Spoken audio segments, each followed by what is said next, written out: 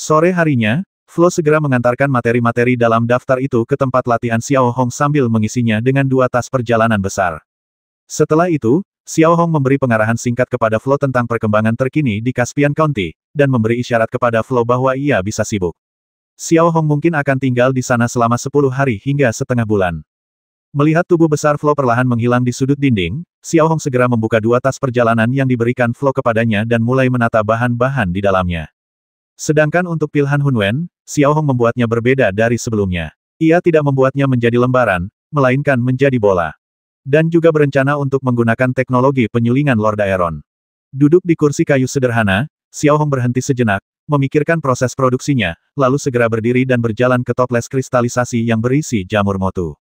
Kemudian ia dengan hati-hati membuka tangki kristalisasi, memotong sepotong jamur moduo seukuran kuku, dan meletakkannya di cawan petri. Setelah menutup kembali tangki kristalisasi, Xiao Hong tampak fokus mengolah sekitar selusin bahan yang ada. Bahan yang perlu digiling menjadi bubuk digiling menjadi bubuk, dan bahan yang perlu diperas menjadi jus diremas menjadi jus. Hanya dalam waktu 1 jam kerja keras, 7 pil oranye kuning seukuran bola kaca telah terbentuk di hadapan Xiao Hong. Di bawah cahaya, pil-pil itu memantulkan cahaya keemasan redup. Namun, ini baru tahap awal. Xiao Hong kemudian memasukkan ke-7 pil yang belum sepenuhnya kering itu ke dalam 7 botol porselen tertutup rapat, lalu meletakkannya di tungku yang baru saja dibeli Flo di sudut ruangan, dan mengaktifkan pola sihir pemanas bersuhu sangat tinggi. Dalam sekejap, suhu di seluruh ruangan naik beberapa derajat. Di saat yang sama, Xiao Hong tidak berani gegabah. Ia terus menatap termometer di tungku. Suhu harus dikontrol sekitar 1000 derajat untuk mencapai efek terbaik. Hanya sekitar 20 menit berlalu ketika seluruh ruangan dipenuhi dengan aroma obat yang menyegarkan, ringan dan menenangkan, seperti aroma melati yang lembut. Wanginya pun menyebar hingga keluar gedung, membuat para pengawal istana menoleh ke sekeliling, dan akhirnya tertuju pada ruangan tempat Xiao Hong berada, dengan raut wajah terkejut. Xiao Hong sendiri tidak terlalu peduli dengan aroma seperti ini. Yang ia pedulikan sekarang adalah suhunya. Suhu yang sedikit lebih tinggi atau lebih rendah akan langsung memengaruhi khasiat obatnya. 2 jam berlalu sebelum Xiao Hong, yang berkeringat deras, berhenti menggerakkan pola ajaib pemanas suhu ultra tinggi. Setelah tungku kecil itu benar-benar dingin, Xiao Hong mengeluarkan 7 botol porselen kecil di dalamnya. Di bawah pengaruh suhu yang sangat tinggi, ke-7 botol porselen itu hangus menghitam dan tak dapat dikenali lagi. Namun, saat Xiao Hong membuka botol porselen itu dengan hati-hati, aroma obat yang kuat tercium di wajahnya. Melihat pil-pil di dalamnya, pil-pil itu sudah sebening kristal, memberi orang perasaan seperti permata bulat yang memancarkan cahaya warna-warni di bawah cahaya. Melihat pemandangan ini, Xiao Hong akhirnya menunjukkan senyum tipis di wajahnya. Segera setelah itu, Xiao Hong memasukkan ke-7 pil itu ke dalam cangkir kristal, mengeluarkan pisau ukir penghisap jiwa, dan mulai mengukir pola-pola kecil pada pil-pil itu, menyuntikkan cairan pola ajaib ke dalamnya, dan mengaktifkannya. Butuh seharian penuh, hingga pukul 8 malam. Ketika Xiao Hong melihat ke depannya, muncullah 7 pil berpola bulat yang indah. Di atas pil berpola sebening kristal itu terdapat pola-pola ajaib berwarna-warni. Sekalipun ia tidak memakannya, pil-pil itu jelas merupakan sebuah karya seni. Ini belum berakhir. Setelah itu, Xiao Hong mulai membuat pola sihir khusus untuk kultivasi. Itu adalah rangkaian pekerjaan yang sibuk, dan Xiao Hong sendiri juga menikmatinya. Selama dia bisa begitu damai, Xiao Hong sendiri sangat menikmatinya. Setelah menyelesaikan semuanya, hari sudah tengah malam. Namun, Xiao Hong belum mengantuk untuk sementara waktu. Ia langsung pergi ke lantai 2 dan memperbaiki pola sihir untuk tempering dan berlatih di atas bingkai kayu sederhana. Setelah mengaktifkannya, seberkas cahaya kuning terang yang menyebar kembali menyebar di tubuh Xiao Hong. Di saat yang sama, Xiao Hong juga memasukkan pil berisi pola sihir ke dalam mulutnya dan menelannya perlahan. Dalam sekejap, Xiao Hong dapat merasakan bahwa kekuatan pendorong di tubuhnya mulai menjadi sangat aktif kembali. Meskipun perasaan ini tidak sebaik darah elang mahkota emas yang bermutasi, namun tetap sangat mirip dengan darah elang mahkota emas biasa. Satu-satunya perbedaan adalah darah ini disintesis secara artifisial oleh Xiao Hong melalui teknologi yang kompleks. Merasakan perubahan pada kekuatan pendorong di tubuhnya, sudut mulut Xiao Hong tak dapat menahan diri untuk sedikit melengkung ke atas, lalu dia mengaktifkan pola sihir untuk mengendalikan kekuatan pembakaran dan mulai memasuki latihan yang membosankan itu lagi. Bahkan ketika Xiao Hong berlatih mati-matian, di kota Shengzi, hari baru siang dan matahari bersinar terang. Sinar matahari yang hangat dan angin sepoi-sepoi bukanlah sesuatu yang dapat dinikmati di Skyrim. Di kuil Ogus, Gao Longting saat ini berdiam diri di kamarnya dengan lesu. Setelah pertempuran terakhir dan kekalahan telak, tak dapat dipungkiri bahwa status Gao Longting, bahkan Gao Longwen, telah merosot drastis di hati Gao Zeji. Gao Longting bahkan dapat merasakan bahwa jika Gao Zeji hidup beberapa dekade lagi dan putra-putranya yang lain tumbuh dewasa, akankah mereka mengancam kedudukan Gao Longting? Ini jelas merupakan masalah yang sangat rumit. Sekalipun Gao Zeji tidak dapat dipromosikan ke tingkat pengendalian jiwa, dengan umurnya saat ini, ia mungkin dapat menghidupi lebih dari selusin putranya. Gao Longwen masih baik-baik saja saat itu, masih seorang pendeta setengah dewa. Gelar ini saja sudah merupakan keuntungan yang sangat besar, tetapi bagaimana dengan Gao Longting tanpa kekuatannya saat ini, ia tidak akan berbeda dari saudara-saudaranya yang lain. Orang pembawa sial, kenapa si idiot Gao Longwen bisa mendapat status pendeta palsu, sementara aku, dengan bakatku yang luar biasa, hanya begini saja apa hanya karena ibuku bukan dari negara Gao Xiangzhen. Gao Longting duduk di ujung tempat tidur, memegang erat pahanya dengan kedua tangan, dan berkata dengan nada kesal. Ibumu bukan dari negara Gao Xiangzhen. Ini tampaknya merugikan, tetapi terkadang juga menguntungkan. Suara Yi Fengmo tiba-tiba bergema di telinga Gao Longting. Sesaat kemudian, Gao Longting melihat celah ruang telah terbentuk di tengah kamar tidurnya yang besar, dan kemudian Yi Fengmo perlahan keluar dari celah ruang tersebut.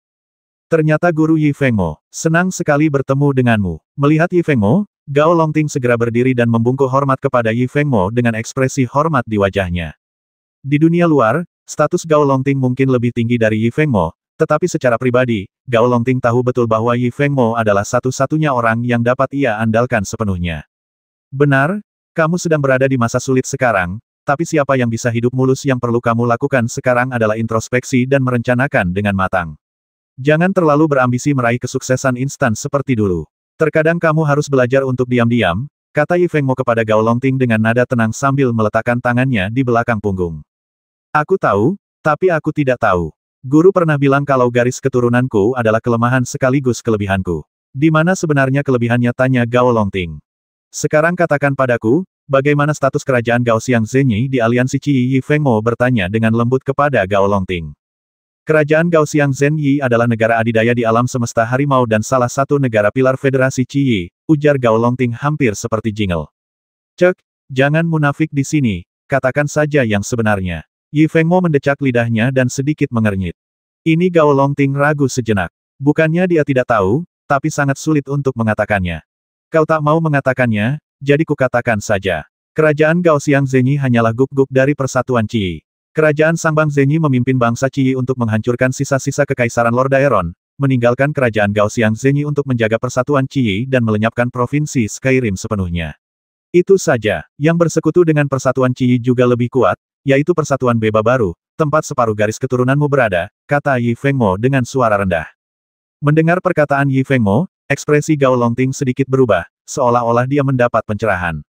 Dan jika kau ingin memikirkan jangka panjang, kau tidak bisa hanya fokus pada sebidang tanah kecil di depanmu, tetapi kau harus memikirkan gambaran besarnya. Dengan statusmu saat ini, kau harus berteman dengan kerajaan Sangbang Zenyi dan Federasi Beba Baru, memperkuat pertukaran, dan mendapatkan dukungan dari dunia luar. Beritahu mereka bahwa promosimu akan memberi mereka manfaat yang tak terbatas. Yi Fengmo melanjutkan dengan lembut. Kurasa aku sedikit mengerti. Ekspresi Gao Longting berangsur-angsur menjadi serius, dan dia berbicara kata demi kata. Selain itu, yang harus kalian lakukan adalah mengendalikan kekuatan militer semaksimal mungkin, terutama pasukan di sekitar kota Shengzi dan bahkan para penjaga di kuil Ogus. Sekalipun kalian tidak bisa memenangkan hati mereka, kalian harus memperlakukan mereka dengan baik dan memenangkan hati mereka. Yi Fengmo melanjutkan sarannya. Gao Longting tidak berkata apa-apa lagi, hanya terus menganggukkan kepalanya. Juga, mulai hari ini, kalian harus belajar satu kata, yaitu rendah hati. Saat ini, hanya rendah hati yang merupakan sikap yang paling tepat, lanjut Yi Fengmo. Aku mengerti, jawab Gao Longting lembut, dengan sedikit keganasan terpancar di matanya. Ada satu hal lagi, putra bungsu istri ke-9 pendeta, Gao Longjian, konon berusia 10 tahun. Ia sangat cerdas dan bisa disebut jenius. Ia sangat disayangi oleh pendeta. Jika kau ingin posisimu lebih stabil, kau harus memikirkan cara untuk menyingkirkan saudaramu. Yi Fengmo mengatakan ini lagi dan perlahan pergi menyusuri celah ruang. Di sisi lain, Huoran juga menemukan Gao Longwen, dan cara bicaranya hampir sama. Satu-satunya perbedaan adalah ia tidak sedetail Yi Fengmo, dan gayanya tidak rendah hati, melainkan lugas, berusaha menunjukkan bakat Gao Longwen semaksimal mungkin untuk menebus kesalahan Seng Shisu. Huoran juga sudah mempersiapkan diri dengan baik, yaitu berusaha sekuat tenaga untuk mendapatkan beberapa jasa agar Gao Longwen dapat mengambil alih dan mendapatkan kembali posisinya di hati Gao Zeji. Dapat dikatakan bahwa saat ini, pergulatan internal di negara bagian Gaoxiang Zhenyi, yang belum pulih dari kekalahan telaknya, telah memasuki tahap yang sangat panas. Sementara arus bawah sedang terjadi di negara Gaoxiang Zhenyi, Provinsi Tianji, semua aspek pembangunan masih berjalan lancar dan teratur.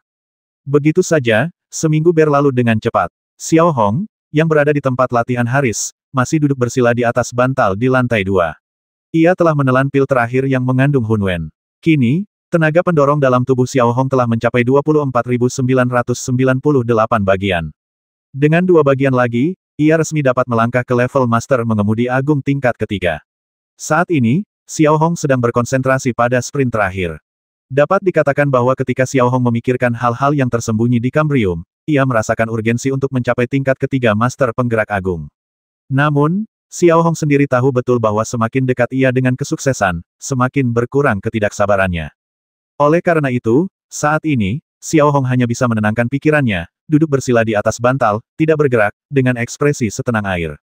20 menit kemudian, kekuatan pendorong dalam tubuh Xiao Hong akhirnya mencapai 25.000 bagian, dan dia sepenuhnya mencapai tingkat ketiga dari Master Penggerak Agung. Pada saat yang sama, Xiao Hong tiba-tiba merasakan bahwa kekuatan pendorong seperti kabut di tubuhnya mulai menjadi sangat padat dan dipenuhi dengan kekuatan aneh, dan kekuatan ini adalah kekuatan ruang.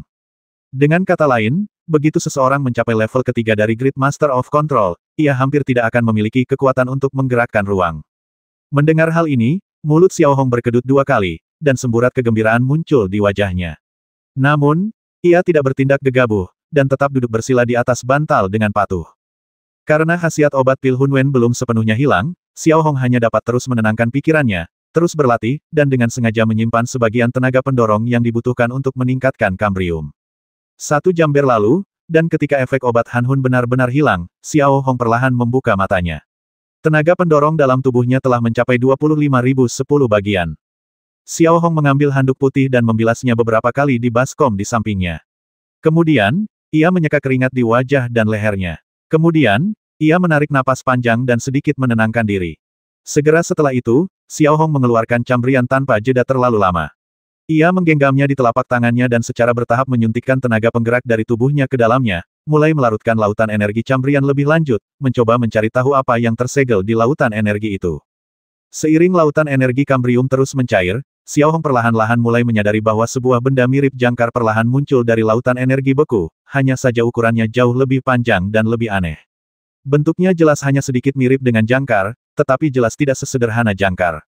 Beberapa detik kemudian, saat Xiao Hong semakin melarutkan lautan energi, ia dapat dengan jelas merasakan senjata aneh seperti jangkar muncul dari lautan energi.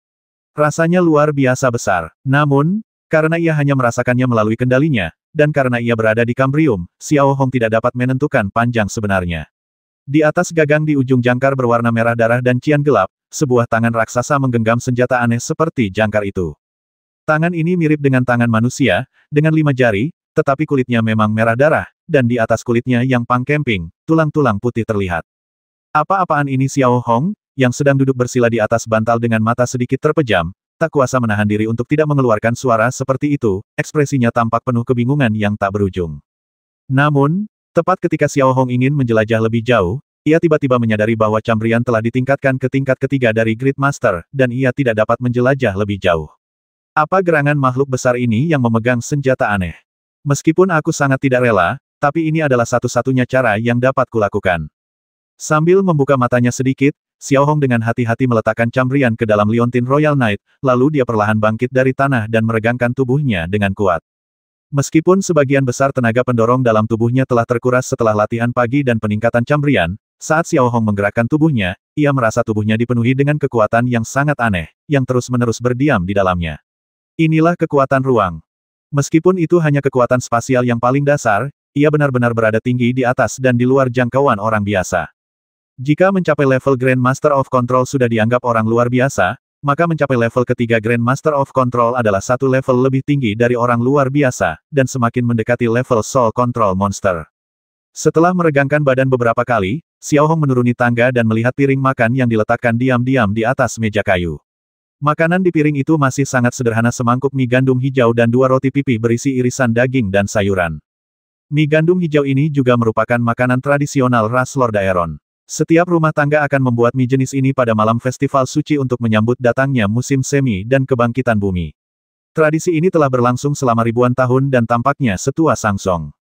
Duduk di kursi kayu sederhana, Xiao Hong mencium aroma mie gandum hijau, menambahkan irisan daun bawang, dan mulai melahapnya dalam suapan besar. Meskipun sudah mendekati akhir musim dingin, suhu di sini masih dingin. Setelah latihan yang membosankan, bisa menyantap semangkuk mie panas seperti itu sungguh menyenangkan.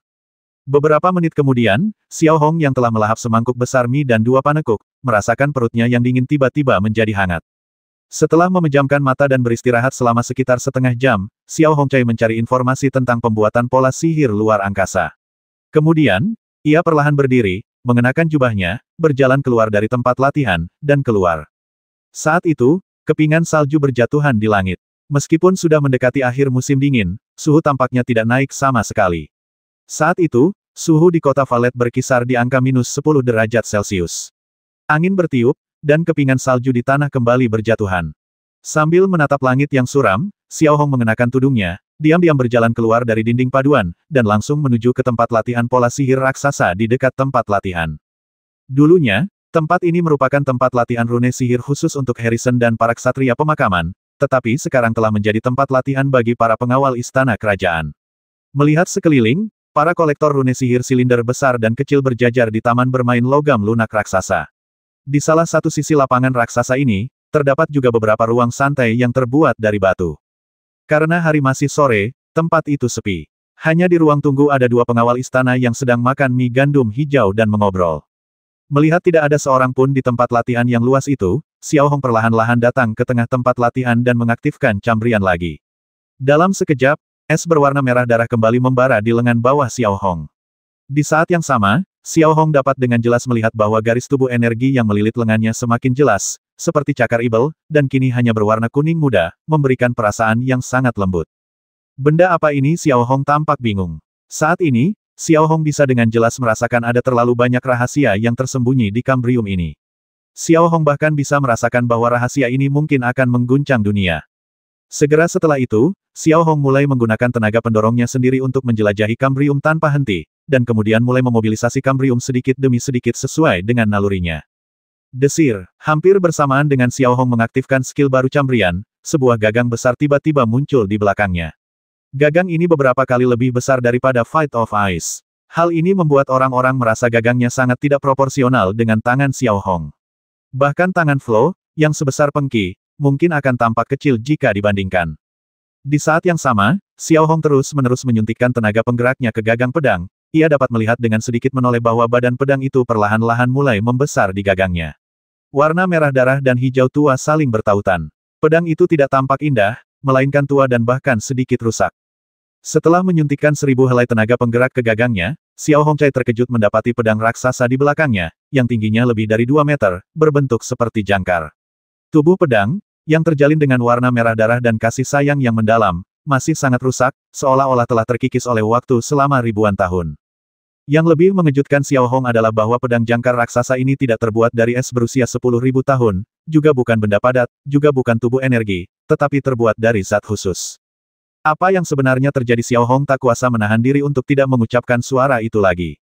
Bisa dibilang, sejak Xiao Hong menemukan sesuatu yang tersembunyi di lautan energi, hal-hal yang tak dapat dipahami Xiao Hong telah terjadi silih berganti. Namun, meskipun dia sangat terkejut, Xiao Hong masih perlahan mengulurkan tangannya, dan dengan kedua tangannya, dia nyaris menggenggam pedang jangkar raksasa itu, lalu mengayunkannya di depannya dengan sekuat tenaga.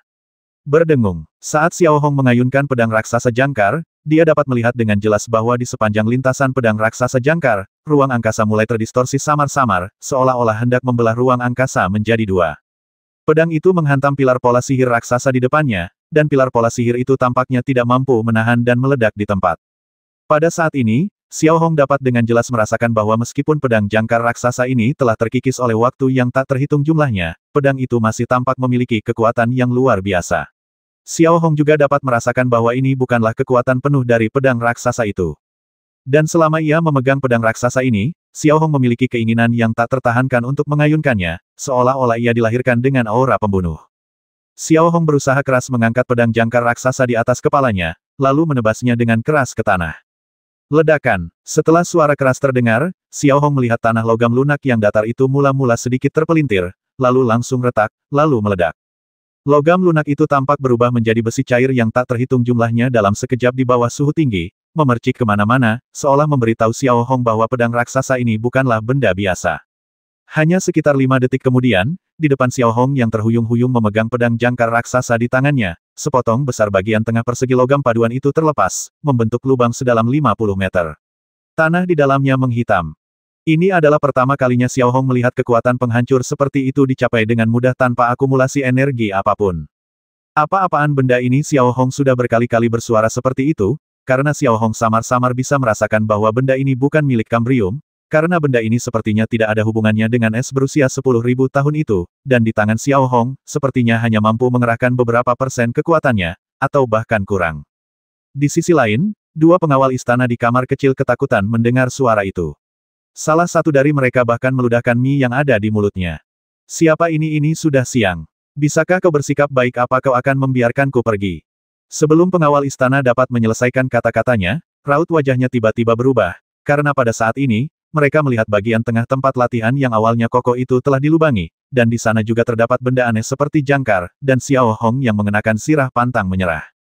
Bagaimana mungkin para pengawal istana tidak mengenali Xiao Hong meskipun mereka hanya mematuhi perintah Loris? Bagaimana mungkin mereka tidak menghormati Xiao Hong, seorang tokoh berpangkat putra mahkota? Keduanya bertukar pandang, lalu bergegas keluar. Mereka melirik lubang besar itu sekilas, menelan ludah, lalu memberi hormat kepada Xiao Hong dengan penuh hormat. Yang mulia putra mahkota. Xiao Hong, yang masih kebingungan, menoleh sedikit dan melirik dua pengawal istana yang berdiri tak jauh darinya dengan penuh hormat. Ia tak kuasa menahan keraguan di hatinya, lalu perlahan-lahan menghentikan dorongannya. Pedang jangkar raksasa di tangannya pun lenyap. Pada saat yang sama, perasaan aneh saat memegang pedang raksasa jangkar juga menghilang sedikit demi sedikit. Pergilah, cari beberapa orang dan bersihkan tempat ini. Xiao Hong menoleh sedikit, melirik kedua pengawal istana, memberi perintah, lalu berbalik dan berjalan menuju balai Raja David. Sepanjang perjalanan, wajah Xiao Hong dipenuhi kebingungan. Ia terus memikirkan pedang jangkar dan tangan-tangan raksasa di Kambrium. Milik siapakah mereka? Benda apa sebenarnya itu? Setelah berpikir sepanjang perjalanan, setelah berjalan pelan sekitar 20 menit, Xiao Hong akhirnya tiba di pintu balai Raja David. Ketika kedua pengawal istana di depan pintu melihat Xiao Hong, mereka pun membungkuk sedikit untuk menunjukkan rasa hormat.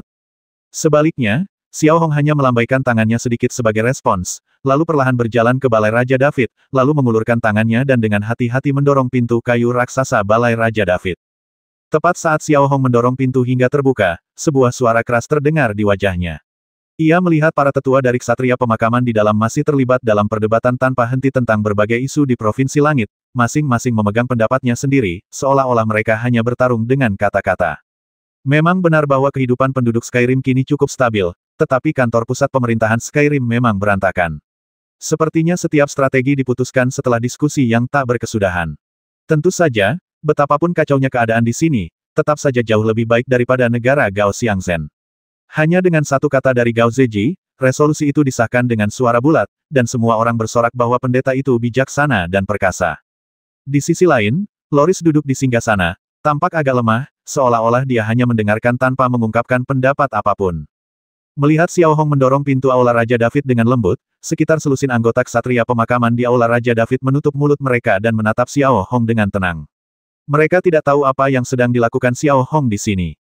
Xiao Hong, yang telah datang ke sisi orang-orang ini, hanya membungkuk sedikit kepada para anggota ksatria pemakaman, lalu dengan tenang berlutut di hadapan Loris dan berkata, "Yang mulia, Xiao Hong telah mencapai tingkat ketiga Grand Master mengemudi. Saya ingin menyampaikan hal ini kepada Yang mulia." Begitu Xiao Hong mengatakan ini, ekspresi para anggota ksatria pemakaman sedikit berubah. Mereka ingat betul bahwa baru sebulan yang lalu Xiao Hong mencapai tingkat kedua Grand Master mengemudi. Namun, sekarang, ia tiba-tiba berhasil mencapai tingkat ketiga Grand Master mengemudi. Namun, setelah tertegun sejenak, beberapa orang tua dari Funeral Knights tidak dapat menahan diri untuk tidak memikirkan situasi sebulan yang lalu ketika Loris mengambil semua barang bagus mereka yang berhubungan dengan kekuatan pendorong, dan kemudian mereka mengalihkan pandangan musuh mereka ke Loris. Loris, yang sedang bersandar di singgasana, tak dapat menahan kilatan cahaya samar di matanya yang berawan ketika mendengar ini, dan tubuhnya pun tak dapat menahan diri untuk duduk lebih tegak. Benarkah? Loris mengalihkan pandangannya ke Xiao Hong dan bertanya. Ya, Xiao Hong menjawab dengan nada hormat. Ayo pergi. Loris tiba-tiba berdiri, bersandar pada kruknya sekuat tenaga, menuruni tangga dengan sedikit terhuyung-huyung, dan menarik Xiao Hong Dao. Yang mulia, Kesehatan Anda sedang tidak baik. Mari kami temani Xiao Hong, kata seorang anggota ksatria pemakaman kepada Loris. Tidak, aku akan pergi. Aku berharap bisa melihat harapan sejati Lord Daeron seumur hidupku. Loris menjawab dengan tegas, tanpa ada ruang untuk penolakan dalam kata-katanya. Ini juga gaya Loris yang biasa. Begitu dia membuat keputusan, dia tidak akan mengubahnya. Melihat Loris sudah bertekad, anggota ksatria pemakaman lainnya tidak mencoba menghentikannya, melainkan berjalan keluar perlahan-lahan. Yang mulia, saya ingin bertanya, dalam pertempuran-pertempuran sebelumnya, terutama setelah Lord Harrison mencapai level ketiga Grandmaster mengemudi, apakah beliau pernah menggunakan senjata aneh yang bentuknya seperti jangkar untuk bertarung? Xiao Hong bertanya kepada Loris dengan ragu-ragu di sepanjang jalan. Senjata aneh seperti jangkar? Loris berpikir sejenak, lalu menggelengkan kepalanya. Tidak. Para anggota ksatria pemakaman lainnya saling berpandangan dengan bingung setelah mendengar ini. Senjata aneh berbentuk jangkar sepertinya mereka belum pernah mendengarnya sebelumnya. Seperti apa bentuk senjata berbentuk jangkar yang Anda sebutkan? Tanya seorang anggota Funeral Knights. Ekspresi Xiao Hong sedikit berubah ketika mendengar ini. Xiao Hong tidak memiliki banyak tenaga pendorong di tubuhnya sekarang, dan pedang jangkar raksasa itu menghabiskan banyak tenaga pendorong. Belum lagi mengayunkannya dan bertarung, bahkan memanggilnya pun akan menghabiskan 1000 unit tenaga pendorong. Akan tetapi, karena para ksatria pemakaman meminta hal ini, Xiao Hong hanya bisa menerima kenyataan dan menggunakan sedikit tenaga pendorong yang tersisa untuk menggerakkan cambrian sekali lagi. Sesaat kemudian, saat ia menatap Xiao Hong lagi, sebuah pedang jangkar raksasa sepanjang lebih dari 2 meter telah terbentuk di belakangnya. Dengan terbentuknya pedang raksasa itu, rasa tertekan yang tak terlihat tiba-tiba menyelimutinya. Melihat hal yang sama, ekspresi semua ksatria pemakaman, termasuk Loris, berubah drastis. Apa ini kemampuan cambrian? Kenapa aku belum pernah melihatnya sebelumnya? Tanya anggota ksatria pemakaman lainnya dengan bingung. Xiao Hong, yang berjalan di depan, melihat para ksatria pemakaman, yang paling lama menemani Harrison, tampak bingung. Ia pun menggelengkan kepalanya pelan, lalu dengan enggan menarik kembali pedang jangkarnya. Jelas, mereka juga tidak tahu, dan hal ini tentu saja membuat Xiao Hong semakin bingung. Mungkinkah ini sesuatu yang dipadatkan di tahun-tahun terakhir Harrison? Tapi bagaimana seseorang bisa menjelaskan tangan raksasa itu? Mungkinkah tangan itu digunakan selama ribuan tahun antara Harrison dan Xiao Hong? Mustahil. Jika memang digunakan, bagaimana mungkin tidak ada catatannya? Di sisi lain, Loris tidak menunjukkan rasa ingin tahu. Ia tampak sangat lemah dan jelas ia tidak lagi memiliki energi untuk mengungkapkan rasa ingin tahu atau memberikan saran. Keraguan tersebut baru berakhir ketika mereka tiba di puncak Gunung Kuali Ibel.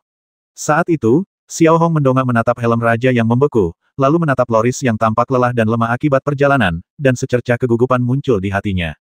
Namun, meskipun begitu, Xiao Hong menarik napas dalam-dalam, lalu melangkah maju beberapa langkah, setengah berlutut di depan jenazah Harrison, dan berkata dengan lembut, "Salam, Master Harrison. Saya telah mencapai tingkat ketiga Master Agung dalam waktu kurang dari sebulan. Saya berharap mendapatkan pengakuan Anda." Jasad Harrison tetap tidak bergerak. Tidak terdengar suara es retak, semuanya masih normal. Setelah menunggu selama 1 menit penuh, jasad Harrison masih tidak menunjukkan reaksi apapun. Xiao Hong mengangkat kepalanya sedikit dan melihat helm raja yang dalam itu masih terendam es, tak bergerak sama sekali. Ia merasa sedikit tertekan. Mungkinkah bahkan setelah mencapai level ketiga Great Driving Master hanya dalam waktu 1 bulan dan bekerja keras untuk naik level, dia masih belum menerima pengakuan penuh dari Harrison? Xiao Hong agak enggan. Yang lebih penting adalah semua upaya yang telah dikumpulkan Loris dengan harta yang tak terhitung jumlahnya selama sebulan terakhir ternyata tidak efektif. "Salam, Tuan Harrison. Saya Xiao Hong, seorang junior yang telah mencapai tingkat ketiga Master Mengemudi Agung dalam waktu 1 bulan. Saya berharap mendapatkan pengakuan Anda. Kini Provinsi Langit sedang pulih dan bangkit." Xiao Hong setengah berlutut di atas es, menatap helm raja, dan berbicara lagi kata demi kata, hatinya dipenuhi kebencian. Hasilnya, yang menyapa Xiao Hong masih tetap tenang seperti sebelumnya, dan jenazah Harrison sama sekali tidak berubah. Mungkinkah level yang kucapai, Xiao Hong, tidak ada hubungannya dengan persetujuan Harrison melainkan, ini tentang prestasi luar biasa seperti apa yang harus kucapai. Plop, dentang. Tepat saat Xiao Hong menatap helm raja yang membeku, suara lembut tiba-tiba terdengar dari telinga Xiao Hong. Melihat ke arah suara itu, Xiao Hong dan anggota ksatria pemakaman lainnya tak kuasa menahan diri untuk mengubah raut wajah mereka. Mereka melihat Loris pingsan di samping, dan tongkat di tangannya terlepas. Melihat pemandangan ini, mata Xiao Hong tiba-tiba berkilat kaget. Lalu ia buru-buru berdiri, cepat-cepat mengulurkan tangan, dan memeluk Loris. Ia melihat Loris sudah sekarat, matanya yang keruh telah kehilangan sebagian besar kilaunya, dan tubuhnya sangat lemah. Yang mulia, Xiao Hong tiba-tiba berteriak 2 kali, nadanya penuh kecemasan. Dalam bahaya, menghadapi teriakan Xiao Hong, mulut Loris sedikit berkedut, seolah ingin mengatakan sesuatu, tetapi ia tak mampu berkata-kata. Beritahu siapapun di istana yang bisa membuka celah spasial untuk segera membukanya di sini. Xiao Hong mengangkat kepalanya sedikit, matanya tiba-tiba berubah merah darah saat memberi perintah. Disinilah jenazah Harrison berada. Kita tidak bisa membuka celah spasial di sini, jawab seorang anggota ksatria pemakaman. Sudah malam, kenapa kita masih harus sopan? Menyelamatkan nyawa adalah hal terpenting. Teriak Xiao Hong. Bukannya kami tidak ingin membukanya, hanya saja energi kacau di sini membuatnya mustahil untuk dibuka, kata seorang anggota Funeral Knights. Orang pembawa sial, Xiao Hong tak kuasa menahan diri untuk berteriak, lalu ia mengangkat Loris, mengaktifkan sayap sihirnya, dan melesat langsung dari puncak gunung Kuali Ibel menuju celah angkasa asalnya. Hanya butuh 5 menit bagi Xiao Hong untuk melewati celah ruang dan tiba di kamar tidur Loris yang hangat. Setelah membaringkan Loris di tempat tidur, Xiao Hong mulai memberikan perawatan darurat. Sementara itu, Chen Ke, sambil membawa perlengkapan medis, bergegas dari klinik Hongyan ke istana dan mulai bekerja sama dengan Xiao Hong untuk memberikan perawatan darurat kepada Loris. Pola sihir penguat jantung dan penguat saraf telah diaktifkan, dan sinar cahaya yang tak terhitung jumlahnya telah menyinari tubuh Loris. Pada saat yang sama, Xiao Hong mengeluarkan pil penambah darah dan memberikannya kepada Loris. Setelah setengah jam bekerja keras, kondisi Loris akhirnya stabil. Sementara itu, setelah kondisi Loris stabil, Xiao Hong dan Chen Ke juga melakukan serangkaian pemeriksaan padanya. Meninggalkan kamar tidur Loris dan memasuki ruang tamu, Xiao Hong dan Chen Ke bertukar pandang. Di ruang tamu yang nyaman itu, sekitar selusin anggota ksatria pemakaman juga hadir, tatapan mereka dipenuhi kekhawatiran.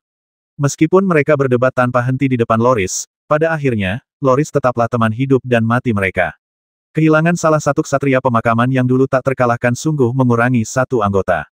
Aku ingin tahu apa pendapat gubernur kabupaten tentang penyakit yang mulia, Loris, tanya Chen Ke pelan, berdiri di samping Xiao Hong. Alisnya sudah berkerut. Xiao Hong bahkan lebih parah lagi. Sebagai seorang apoteker yang relatif handal, bagaimana mungkin ia tidak tahu apa yang sedang terjadi saat ini? Suasana hati Xiao Hong sedang sangat buruk. Kekecewaan atas kunjungan yang gagal dan penyakit Loris telah memperburuk suasana hatinya. Bagaimana menurutmu? Mata Xiao Hong sedikit merah, dan dia berkata dengan lemah. Sejujurnya, Yang Mulia Loris sama sekali tidak menderita penyakit apapun, masa hidupnya telah berakhir. Ketika saya mendeteksinya tadi, saya dapat dengan jelas melihat bahwa kekuatan di dalam dirinya mulai menguap dan menghilang. Anda tahu, bagi mereka yang berada di atas level Grandmaster, setelah usia 100 tahun, tubuh mereka seringkali ditopang oleh kekuatan mereka. Tapi sekarang kekuatan itu tak mampu lagi bertahan, kata Chen Ke lirih, wajahnya dipenuhi duka. Xiao Hong tidak banyak bicara, hanya mengangguk kecil tanda setuju. Sebenarnya, sejak Loris mati-matian memberinya materi, Xiao Hong sudah punya firasat. Loris ingin menyaksikan momen ketika ia mendapatkan helm raja dan menjadi tulang punggung Lord Daeron sebelum ia meninggal. Dengan begitu, ia bisa pergi dengan tenang, setelah mengerahkan sisa tenaganya untuk melestarikan bangsa Lord Daeron. Sayangnya, segala sesuatunya tidak berjalan sesuai rencana dan Xiao Hong gagal pada kunjungan ketiganya. Dapat dikatakan bahwa dalam sekejap, ekspresi Xiao Hong menjadi jauh lebih pucat. Para anggota ksatria pemakaman lainnya bahkan menunjukkan ekspresi yang lebih muram di wajah mereka yang menua. Setelah hidup begitu lama, mereka telah menyaksikan pemandangan seperti ini berkali-kali, tetapi setiap kali, rasanya selalu begitu memilukan. Terutama para sahabat, kawan seperjuangan, dan saudara yang telah bersama kita selama lebih dari 1000 tahun. Apakah benar-benar tidak ada solusi? Sama sekali, gumam Xiao Hong dalam hati dengan nada penuh kepasrahan. Ada caranya, tapi pada dasarnya mustahil. Kemungkinannya terlalu kecil. Chen Ke berpikir sejenak dan berkata lembut. Hampir segera setelah Chen Ke selesai berbicara, seorang perawat muda keluar dengan wajah cemberut. Ia kemudian berkata dengan lembut, Yang Mulia Loris meminta semua gubernur wilayah dan anggota ksatria pemakaman untuk datang ke kamar tidurnya. Mendengar ini, semua orang tampaknya memiliki firasat tentang sesuatu, dan hati mereka menjadi semakin berat. Baru sekitar 10 menit berlalu ketika mereka melihat kamar tidur dan ruang tamu Loris dipenuhi orang-orang, semuanya dengan ekspresi sedih. Mereka bisa merasakan ada sesuatu yang salah. Adapun Xiao Hong, Flo, Mai, dan yang lainnya, mereka berdiri di kepala tempat tidur Loris, mata mereka dipenuhi kesedihan, ketegasan, tetapi sebagian besar adalah kekhawatiran. Loris, yang terbaring di tempat tidur, tampak seperti sedang sekarat, seolah-olah ia hanya mengembuskan napas tetapi tidak mengembuskannya. Apakah semua orang sudah di sini? Suara lemah Loris tiba-tiba mulai terdengar sedikit demi sedikit. Baik, Yang Mulia, Thais menjawab dengan suara berat. Lebih dari 1000 tahun aku sudah meramalkan hari ini akan datang. Tak ada yang abadi, jadi jangan bersedih. Aku memanggilmu ke sini untuk mengumumkan sesuatu. Loris menarik napas dalam-dalam beberapa kali, lalu melanjutkan dengan lemah, jika aku mati, Xiao Hong akan menggantikanku sebagai Raja Skyrim dan harapan Lord Daeron. Meskipun ia belum mendapatkan helm raja, aku yakin suatu hari nanti ia akan mendapatkannya. Kuharap kau bisa bersumpah setia kepadanya, sama seperti kau bersumpah setia kepada Lord Harrison.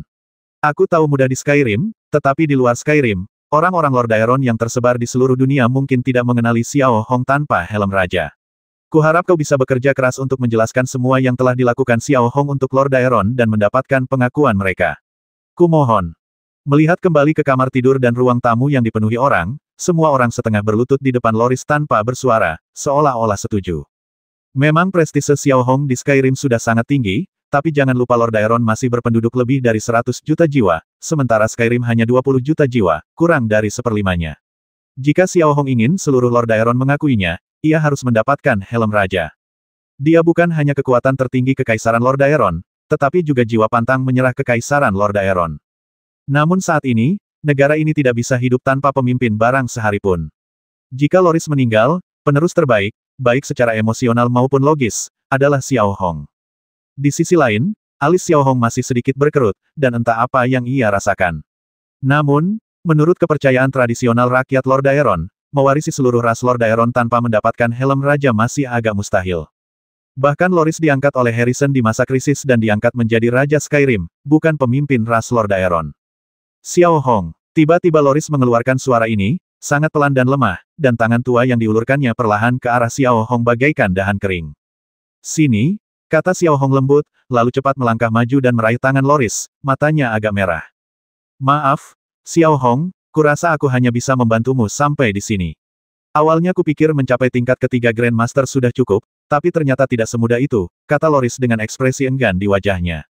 Yang mulia, mohon jangan katakan itu. Akan selalu ada cara untuk mendapatkan helm raja, dan yang mulia tidak akan mati. Percayalah, selama saya di sini, tidak ada yang bisa mengambil nyawa yang mulia. Mohon Ting Mahadewa bersama saya sebentar. Xiao Hong mengerutkan kening dan berbicara dengan lembut, nadanya penuh tekad. Loris menggelengkan kepalanya sedikit, lalu melanjutkan, tidak ada harapan. Ini tubuhku sendiri, dan aku tahu apa yang terjadi padanya. Ya, pasti ada, yang mulia. Anda harus percaya padaku dan mohon bersabar sebentar, lanjut Xiao Hong. Setelah itu, Loris tidak berkata apa-apa lagi, seolah-olah ia hanya basa-basi, tetapi juga seolah-olah ia benar-benar mempercayai Xiao Hong. Ia hanya mengangguk kecil dan tidak berkata apa-apa lagi. Saat para anggota ksatria pemakaman pergi dengan raut wajah sedih, Xiao Hong, yang baru saja masuk ke ruang tamu, meraih lengan Chen Ke dan menariknya ke samping. Ia lalu bertanya dengan cemas, solusi apa yang baru saja kau sebutkan? Kurasa gubernur kabupaten pernah mendengar tentang cacing tori, makhluk spiritual seperti itu, tanya Chen Ke lembut sambil menatap Xiao Hong. Tentu saja, jawab Xiao Hong, raut wajahnya berubah. Cacing tori adalah cacing yang sangat langka di alam semesta Tiger, dan cairan tubuhnya memiliki efek yang kuat untuk memperpanjang hidup. Dengan kata lain, ia dapat memperpanjang hidup. Serangga ini juga merupakan makhluk roh dari Grandmaster tingkat kelima. Ia tidak memiliki kekuatan ofensif sendiri, tetapi jika ia merasakan gelombang kekuatan pendorong yang lebih kuat darinya, ia akan meledak. Bahkan sosok setingkat Soul Master pun mungkin tidak mampu menahan ledakan tubuhnya yang seukuran ibu jari. Dengan kata lain, mustahil bagi Grandmaster di atas tingkat kelima untuk menangkapnya. Cacing tori jenis ini juga ada di Pearl Evil, kata Chen Ke lembut, tetapi tidak ada jejak kegembiraan dalam nadanya. Di mana, tanya Xiao Hong terburu-buru. Konon, seseorang telah menemukannya di bawah tanah Ngaraikan Pola di Kutub Utara, tetapi di sana sangat berbahaya. Bukan hanya wilayah itu tidak lagi berada di bawah kendali Provinsi Langit, tetapi cuaca dan makhluk-makhluk roh yang ganas di sana sudah cukup untuk menimbulkan ancaman besar. Terlebih lagi, serangga-serangga itu sangat langka sehingga bahkan jika kau pergi ke sana dan mempertaruhkan nyawamu, kau mungkin tidak akan dapat menemukannya.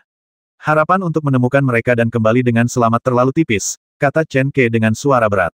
Ia tahu betul bahwa metode seperti itu, meskipun diucapkan, sama saja dengan tidak mengatakan apa-apa. Belum lagi Loris dalam kondisi kritis dan kemungkinan besar tidak akan hidup selama beberapa hari, kemungkinan menemukan cacing tori dalam beberapa hari ini mungkin 1 berbanding puluhan ribu.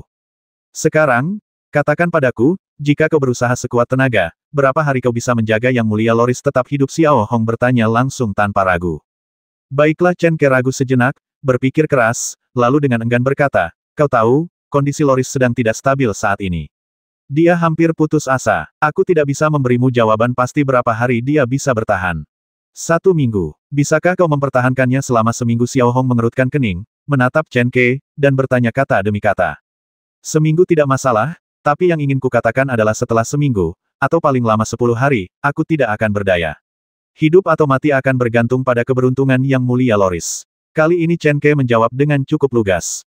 Baiklah, kau Ting Mahadewa di sini minggu ini, dan serahkan sisanya padaku, kata Xiao Hong sambil menepuk lengan Chen Ke, lalu bergegas keluar.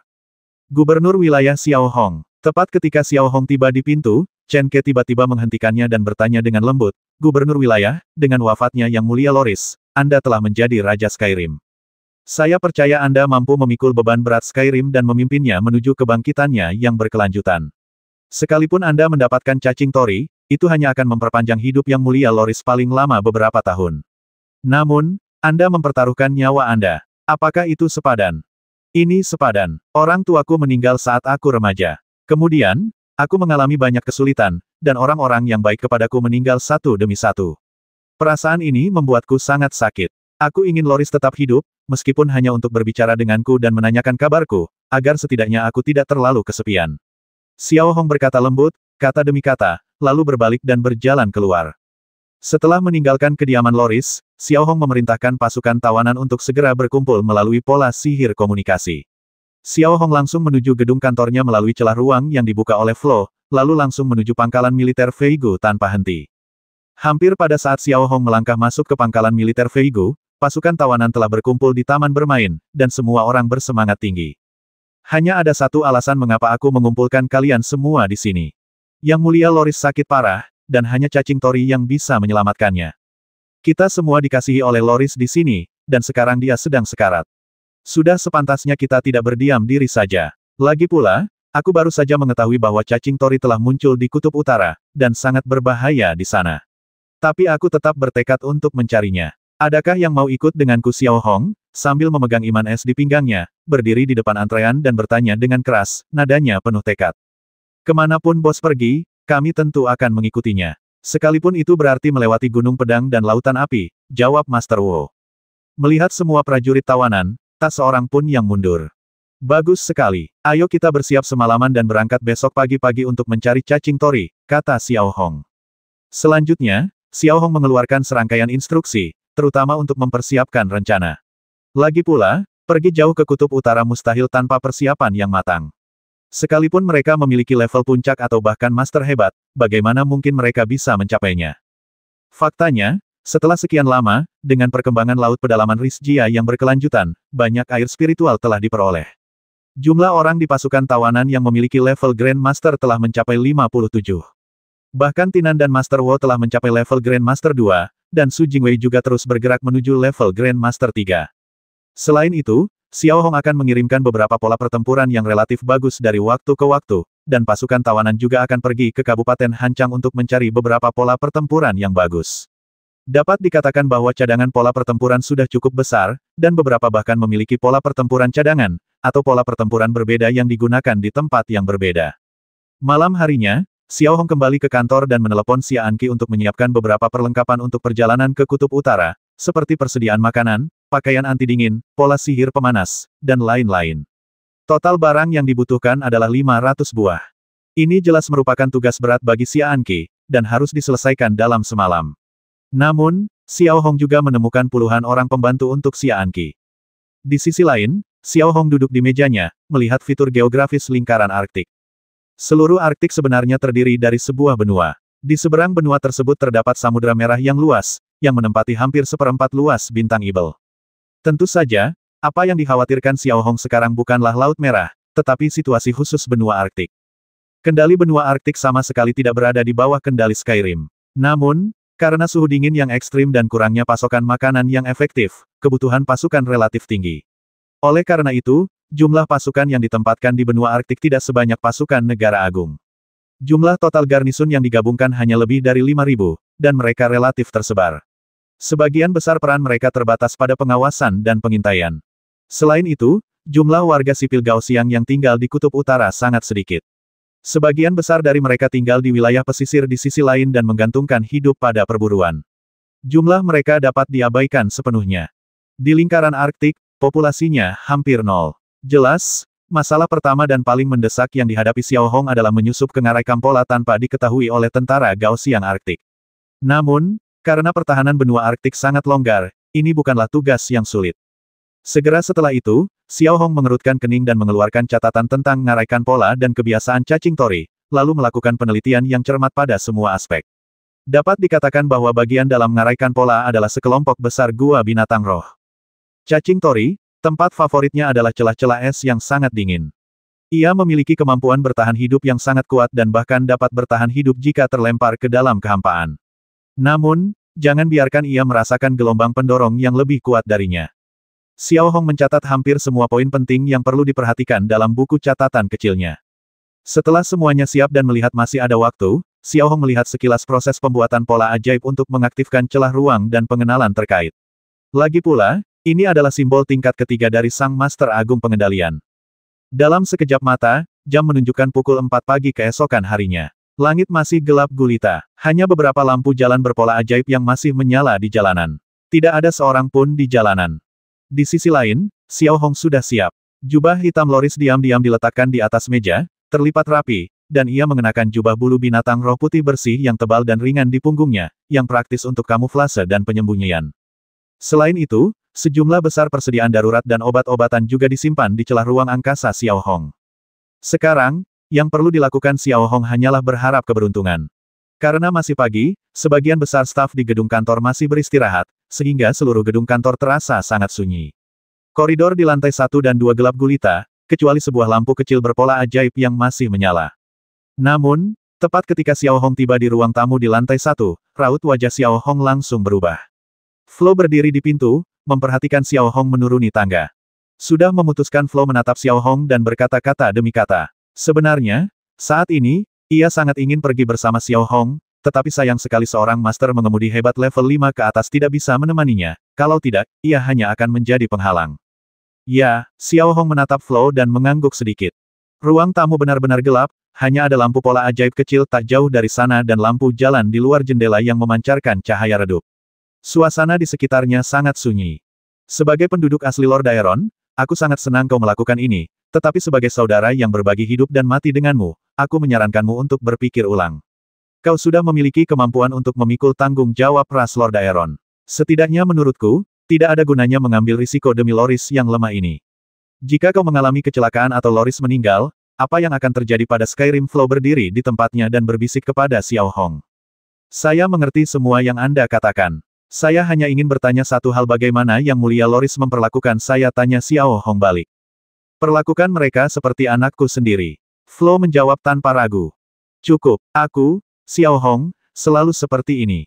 Aku memperlakukan orang lain 2 kali lebih baik daripada mereka memperlakukanku. Aku memperlakukan Loris seperti saudara dan ayah. Izinkan aku melindungi salah satu dari sedikit senior dalam hidupku yang peduli padaku.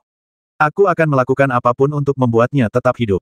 Xiao Hong berbicara kepada Flo kata demi kata dengan nada tulus, matanya tenang dan penuh harap. Flo tidak berkata apa-apa lagi, hanya mengangguk kecil dan minggir. Jangan khawatir, saat kita sampai di ngarai Kampola, aku akan bertindak hati-hati dan sesuai kemampuanku. Aku berjanji akan kembali dengan selamat. Tolong bantu aku membuka celah ruang nanti, bisik Xiao Hong kepada Flo, lalu berjalan keluar. Ketika saya tiba di pangkalan militer Veigu bersama Flo, pasukan tawanan sudah sepenuhnya siap dan sedang menguji pola sihir interaktif satu sama lain.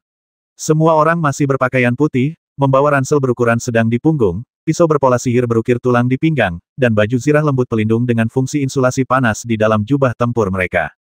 Dapat dikatakan seluruh tubuhnya dibalut dengan peralatan mahal. Hampir selesai, ayo pergi.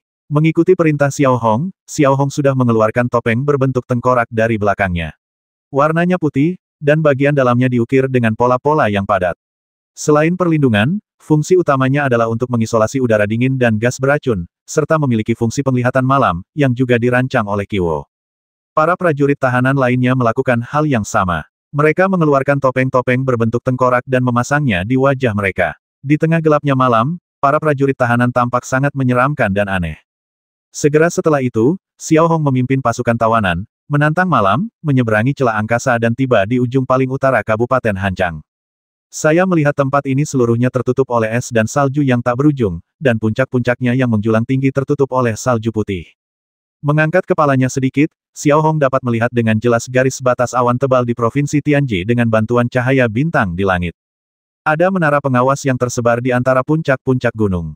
Namun, karena Xiao Hong telah menyapa mereka secara diam-diam sebelumnya, menara pengawas tersebut tidak bereaksi sama sekali ketika mereka melihat Xiao Hong.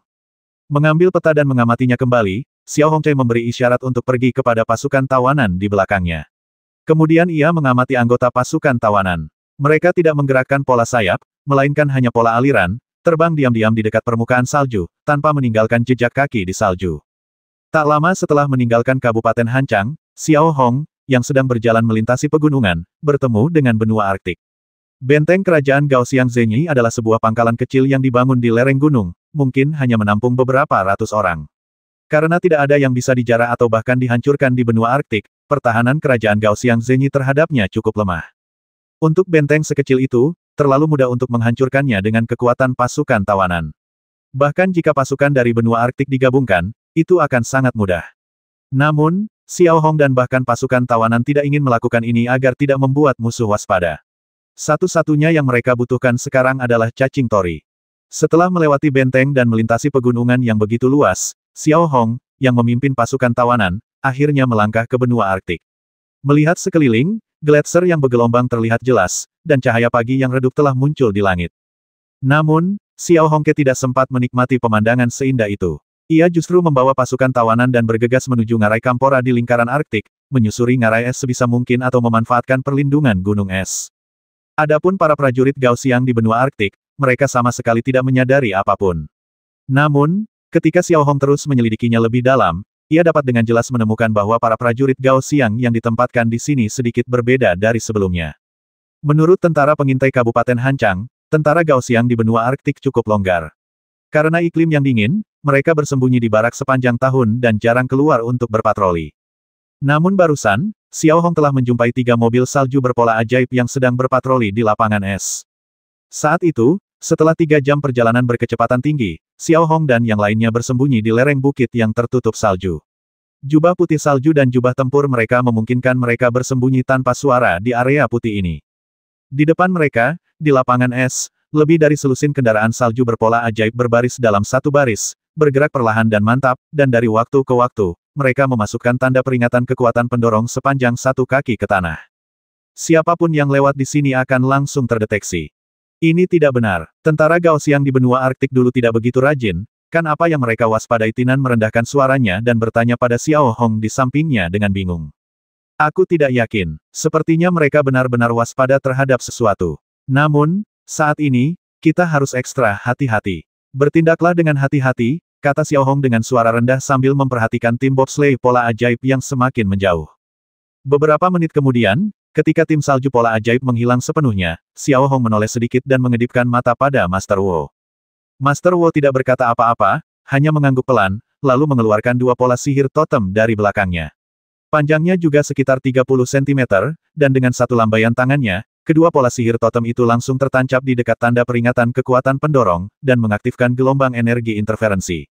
Segera setelah itu, Xiao Hong memimpin pasukan tawanan dan berjalan dengan tenang dan terbuka di sekitar pola sihir totem dan tanda peringatan kekuatan pendorong.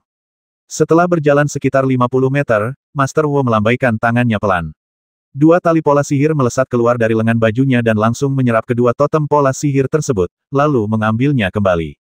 Saat mereka terus bergerak maju, Xiao Hong dan yang lainnya dapat dengan jelas melihat bahwa jumlah tentara Gaoxiang yang berpatroli di benua Arktik semakin bertambah, dan semakin padat. Hampir seluruh dari 5.000 tentara Gaoxiang di benua Arktik telah dikerahkan. Hal ini tentu saja membuat Xiao Hong semakin bingung. Apa sebenarnya yang akan terjadi? Tentu saja, karena luasnya benua Arktik, hampir mustahil bagi 5.000 orang ini untuk menemukan pasukan tawanan yang tersamarkan dengan baik. Apa yang disebut kehati-hatian tentara Gaoxiang di benua Arktik hanyalah relatif. Setelah seharian penuh berjalan melalui medan yang dingin dan kompleks, Xiao Hong dan pasukan tawanan akhirnya memasuki lingkaran Arktik saat senja. Suhu di sini sekarang mencapai lebih dari 40 derajat di bawah nol. Kepingan salju di langit terus berjatuhan di udara karena angin dingin, dan segala sesuatu di depan kami agak kabur. Saat ini, Xiao Hong dan yang lainnya berada di kaki gunung es. Tepat di depan mereka terdapat ngarai terbesar di bintang Ibel, ngarai Kanpola. Jika dilihat sekilas, seluruh ngarai itu lebarnya beberapa kilometer dan hampir melintasi lingkaran Arktik. Ngarai yang dalam itu gelap gulita. Saya mengaktifkan sistem penglihatan malam dan kembali melihat ke kedalaman ngarai. Seluruh ngarai itu memiliki kedalaman ratusan atau bahkan ribuan meter. Di dalamnya, es dan salju, tanah basah, sungai-sungai yang mengalir dari celah-celah bebatuan, dan tanaman-tanaman yang berserakan terlihat di mana-mana. Penyebab langsung fenomena ini adalah panas bumi. Jelas, suhu di sana lebih tinggi daripada di sini. Bos, kami baru saja menemukan bahwa tidak ada makhluk roh yang mengancam di sekitar sini, lapor Scarface kepada Xiao Hong. Mulai sekarang, semua orang harus ekstra hati-hati, memperhatikan kerjasama, dan berangkat. Xiao Hong memberi perintah, lalu memacu sayapnya dan melompat langsung ke ngarai. Anggota pasukan tawanan lainnya pun turut terjun ke dalam ngarai satu persatu secara tertib. Berdiri di tanah yang lembab dan dingin di ngarai Kanpola, Xiao Hong sekali lagi mengamati pola ajaib suhu di pergelangan tangannya. Suhu telah turun drastis dari lebih dari 40 derajat di bawah nol menjadi sekitar 0 derajat, dan hampir tidak ada angin di sekitarnya. Melihat sekeliling, Anda dapat melihat di mana-mana perpaduan es, salju, dan tanah, retakan es, dan gua-gua tanpa dasar. Xiao Hong sendiri juga sangat yakin bahwa ini sama sekali bukan area yang aman. Ada banyak binatang roh tingkat keempat dan kelima dari Master Agung Pengendalian. Jika seseorang beruntung, bukan tidak mungkin untuk bertemu dengan binatang roh tingkat pengendalian jiwa. Tentu saja, jika mereka berhati-hati dan waspada, pasukan tawanan masih bisa mengatasinya. Masalah terbesarnya adalah mereka tidak boleh terlalu berisik, kalau tidak, pasukan Gao Xiang akan tahu bahwa Xiao Hong dan pasukan tawanan ada di sini. Apa akibatnya? Rencananya pasti untuk memotong jalan antara lingkaran Arktik dan Provinsi Langit, lalu melancarkan serangan gila-gilaan terhadap Xiao Hong dan bahkan pasukan tawanan. Jangan ganggu apapun, ayo kita pergi, kata Xiao Hong pelan, lalu ia melangkah seringan mungkin dan mulai menyusuri ngarai menuju kedalaman ngarai. Kemanapun ia lewat, setiap kali melihat celah es tempat bercampurnya es dan tanah, Xiao Hong harus menjelajahinya, karena lingkungan seperti inilah yang paling disukai cacing tori untuk tinggal. Namun, makhluk spiritual yang sangat langka dan aneh seperti cacing tori tidak mudah ditemukan. Bahkan Xiao Hong sendiri tahu bahwa harapan untuk menemukannya terlalu tipis, kecuali ada puluhan ribu orang yang mencari di sini tanpa ragu, maka mungkin masih ada harapan. Namun bagaimana ini mungkin? 500 orang datang ke sini tanpa diketahui siapapun itu baik-baik saja, tetapi puluhan ribu orang pergi pada saat yang sama akan menjadi keajaiban. Jika Tori Bak tidak ditemukan saat itu, kemungkinan besar perang baru dengan Gao Xiang Zhenyi akan dimulai. Setelah 2 jam berjalan, tidak ada jejak cacing tori, tetapi pasukan tawanan menangkap beberapa cacing lain yang lebih berharga. Di antara mereka adalah serangga roh salju, binatang spiritual yang sangat langka. Saat ini, Xiao Hong dan yang lainnya telah tiba di depan sebuah gua raksasa berdiameter sekitar 10 meter, dan mereka terus melihat ke dalam, mencoba menilai keamanan gua tersebut. Lagi pula, mereka belum makan seharian. Untuk menjaga kondisi tetap baik, pasukan tawanan membutuhkan istirahat dan persediaan sementara. Karena gua di depan mereka berkelok-kelok ke bawah, Xiao Hong dan yang lainnya tidak tahu seberapa dalam gua itu atau apakah ada bahaya. Namun, gua itu memang tempat berlindung sementara yang sangat baik. Tuan Wu. Setelah mengamati gua di depannya dengan saksama, Xiao Hong Cai menoleh ke arah Tuan Wu. Master Wu mengerti dan segera mengeluarkan pola sihir totem deteksi sepanjang 30 cm dari pinggangnya. Setelah mengaktifkannya, ia melemparkannya ke dalam gua. Saat pola sihir totem deteksi memasuki gua, tiba-tiba ia memancarkan cahaya yang begitu menyilaukan dan melesat ke dalam gua dengan kecepatan tinggi bak anak panah. Ketika menemui rintangan, ia dapat berbelok otomatis. Pada saat yang sama, melihat pola magis di telapak tangan Master Wu, garis besar keseluruhan gua mulai tergambar.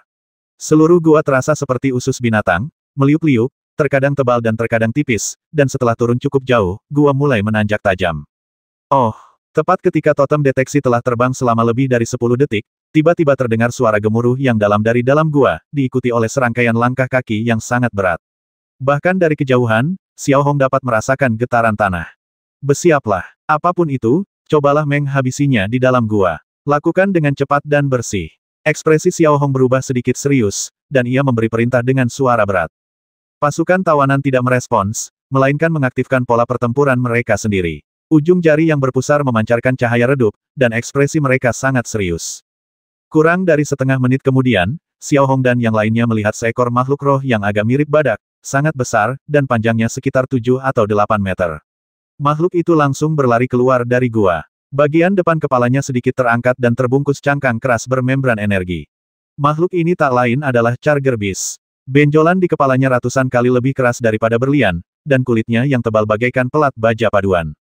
Saat bertemu mangsa atau musuh, ia akan langsung menerjang ke depan dengan daya hantamnya yang dahsyat. Meski terlihat sederhana, ia sangat kuat.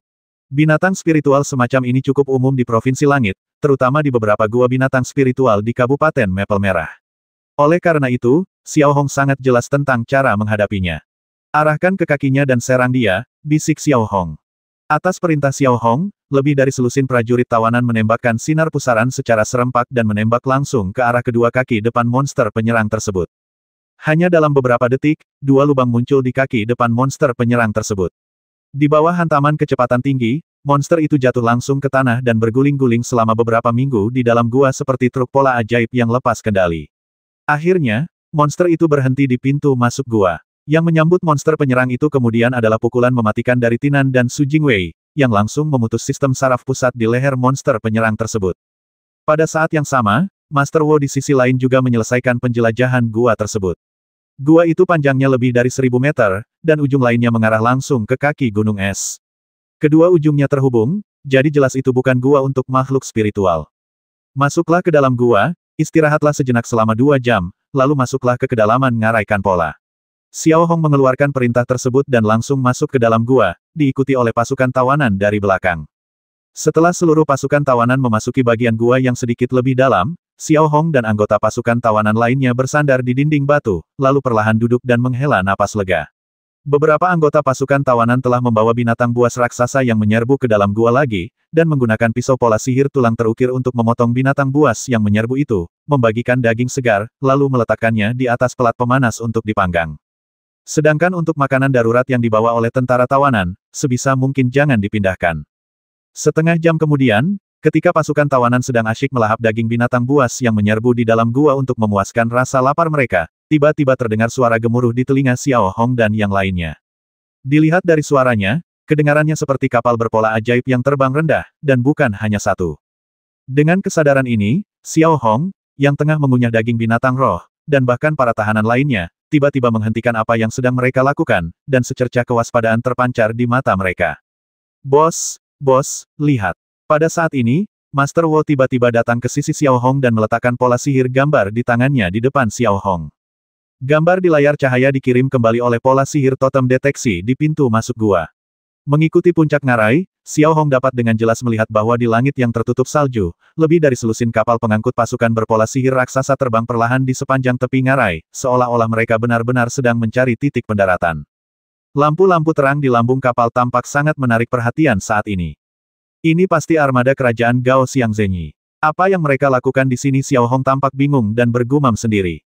Para prajurit tawanan lainnya juga berhenti memakan daging binatang buas yang menyerbu dan mengalihkan perhatian mereka ke Xiao Hong. Mungkinkah mereka di sini untuk mengirimkan perbekalan kepada tentara Gao Xiang di benua Arktik? Tebak Yelin. Mustahil. Membina lebih dari selusin kapal pengangkut pasukan. Apa kau pikir tentara Gao Xiang dari benua Arktik itu anakmu sendiri dan tempat ini bukan lagi rute markas Legiun Arktik? Tinan menjawab dengan suara rendah. Tinan benar. Ingat orang-orang dari Legiun Arktik yang kita temui di perjalanan. Haruskah kita berpatroli dengan cepat? Kemungkinan besar mereka mengincar sekitar selusin kapal pengangkut pasukan berpola sihir ini. Xiao Hong menganalisis dengan tenang. Pada saat yang sama, di layar cahaya, terlihat jelas bahwa 2 kapal pengangkut pola ajaib telah melayang di langit dekat Xiao Hong dan yang lainnya, lalu perlahan-lahan turun menuju tanah yang tertutup es dan salju. Melihat pemandangan ini, Xiao Hong tiba-tiba menjadi waspada. Ia lalu dengan tenang menunjuk beberapa tahanan tak jauh dari sana dan memerintahkan dengan suara pelan, "Kalian, tutup pintu masuk gua secepat mungkin. Kami tidak bisa mengungkapkan jejak kami sekarang." Xiao Hong tahu betul dalam benaknya bahwa prioritas utama saat ini adalah menemukan cacing tori dan menyelamatkan Loris, daripada menghabisinya sesuka hatinya. Setelah menerima perintah Xiao Hong, beberapa tahanan berdiri tanpa berkata sepatah kata pun dan dengan cepat mengaktifkan pola pertempuran pusaran, memotong secara acak di bagian atas gua. Menabrak. Beberapa detik kemudian, batu di puncak pintu masuk gua runtuh, menutup pintu masuk sepenuhnya. Adapun pola totem deteksi sejati yang ditinggalkan Master Wu, pola itu tersembunyi di antara rerumputan liar dan tidak akan mudah ditemukan. Di sisi lain, para anggota pasukan tawanan menghabiskan daging binatang spiritual mereka dalam beberapa gigitan, memilah barang-barang mereka, dan mengikuti Xiao Hong, berjalan cepat menuju kedalaman gua. Setelah turun sekitar 100 meter, gua mulai menanjak. Bahkan saat itu, Xiao Hong samar-samar bisa merasakan angin sejuk dari angin dan salju yang masuk ke dalam gua. Setelah sekitar 10 menit berjalan cepat, seperti yang diharapkan, Xiao Hong dan yang lainnya akhirnya muncul di pintu masuk gua di kaki gunung. Pintu masuk gua tampak sangat lebar, tetapi tingginya hanya sedikit di atas 1 meter. Bentuknya lebih mirip retakan di kaki gunung es daripada pintu masuk gua. Melalui lubang datar ini, Xiao Hong dan orang lain yang sedang mengintai dapat melihat dengan jelas bahwa lebih dari 500 meter jauhnya, seorang prajurit Gao Xiang sedang berjalan turun dari 2 kapal pengangkut pasukan pola sihir besar, dan kemudian lebih dari 100 orang membentuk antrian, berbalik dan menuruni kabel baja langsung ke ngarai. Karena sebagian besar prajurit ini belum mencapai tingkat pilot ahli, mereka tidak memiliki kemampuan untuk terbang. Melompat langsung ke bawah hanya akan mengakibatkan satu konsekuensi, yaitu kematian akibat jatuh. Apa yang akan mereka lakukan, gumam Scarface sambil berbaring di samping Xiao Hong, dan menatap ke kejauhan. Samar-samar ia bisa melihat 3 kapal pengangkut pasukan berpola sihir berlabuh di sana, dan tentara Gao Xiang juga terus-menerus keluar dari dalamnya. Berdasarkan perhitungan bahwa setiap kapal pengangkut pasukan membawa 2.000 orang, ada hampir lebih dari 20.000 orang yang datang langsung ke sini. Belum jelas untuk saat ini, kita lihat saja nanti. Xiao Hong sedikit mengernyit dan menjawab dengan suara rendah. 3 jam telah berlalu sejak mereka menunggu. Saat itu, Xiao Hong dan yang lainnya melihat seorang prajurit Gao Xiang perlahan-lahan memanjat keluar dari kabel baja, membuka ransel di punggungnya, menyerahkan material pola sihir berharga di dalamnya kepada atasan mereka, dan menerima penggeledahan tubuh. Selain bahan pola ajaib, ada juga mayat prajurit Gao Xiang. Melihat pemandangan ini, Xiao Hong dan yang lainnya tampaknya mulai memahami bahwa lebih dari 20.000 prajurit Gao Xiang ini tampaknya berada di sini secara khusus untuk mengumpulkan bahan pola sihir. Orang pembawa sial, kenapa mereka datang jam segini? Bukannya lebih awal mereka jelas-jelas membuang-buang waktu kita yang berharga. Seorang anggota pasukan tawanan mengerutkan kening dan berkata dengan suara rendah, sedikit jengkel, ketika melihat pemandangan ini. Ekspresi Xiao Hong juga sedikit mengernyit, tetapi sesaat kemudian, alis Xiao Hong tiba-tiba mengerut, lalu sudut mulutnya sedikit melengkung, memperlihatkan senyum aneh yang samar. Sepertinya ini bukan hal yang buruk. Bukankah lebih baik jika puluhan ribu orang membantu kita mencari cacing tori? Xiao Hong menoleh sedikit dan berkata kepada pasukan tawanan di belakangnya. Setelah Xiao Hong mengingatkan, semua prajurit tawanan saling berpandangan, seolah-olah mereka mengerti sesuatu. Ya, biarkan saja 20.000 orang itu mengumpulkan materi sesuka hati mereka. Ketika saatnya tiba, pasukan tawanan akan menyerbu dan langsung menghabisi 20.000 orang ini. Bukankah semua materi itu milik mereka? Terlebih lagi, perbedaan antara 20.000 orang yang mencari cacing tori dan 500 orang sangatlah besar. Lagi pula, mencari cacing tori bukanlah uji kekuatan, melainkan uji keberuntungan.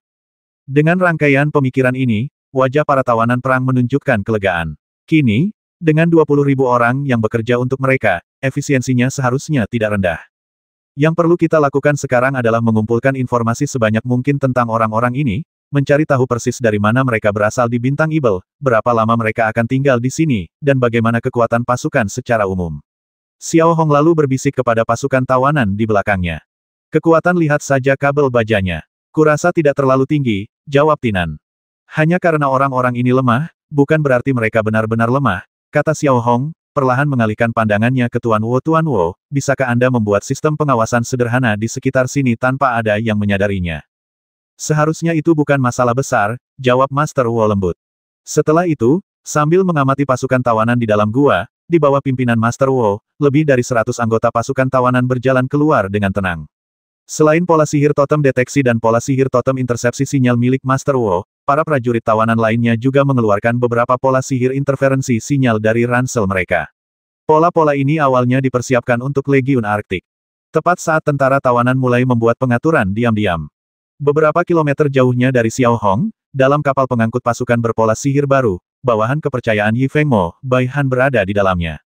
Bai Han sendiri tampak berusia sekitar 40 tahun, dengan kepala agak botak, kulit pucat alami, dan beberapa bintik hitam di wajahnya. Penampilannya memang kurang menarik, tetapi ia memiliki kekuatan seorang Grandmaster mengemudi tingkat 2. Pada saat ini, Bai Han berdiri dengan hormat di kursi utama di ruang kontrol utama, dan di layar lampu utama di depannya adalah Yi Fengmo sendiri. Laporkan kepada Panglima Tertinggi, Divisi Pedang ke-16 dan ke-17 yang saya pimpin telah tiba di lokasi yang ditentukan dan mulai mencari material. Bai Han melapor kepada Yi Fengmo dengan penuh hormat. Sekarang gua-gua binatang roh di Bintang Ibel hampir habis ditambang. Ngarai besar Kanpola adalah salah satu dari sedikit tempat yang kaya akan sumber daya. Ingat, bagaimanapun caranya, cobalah untuk menemukan material yang sangat berharga.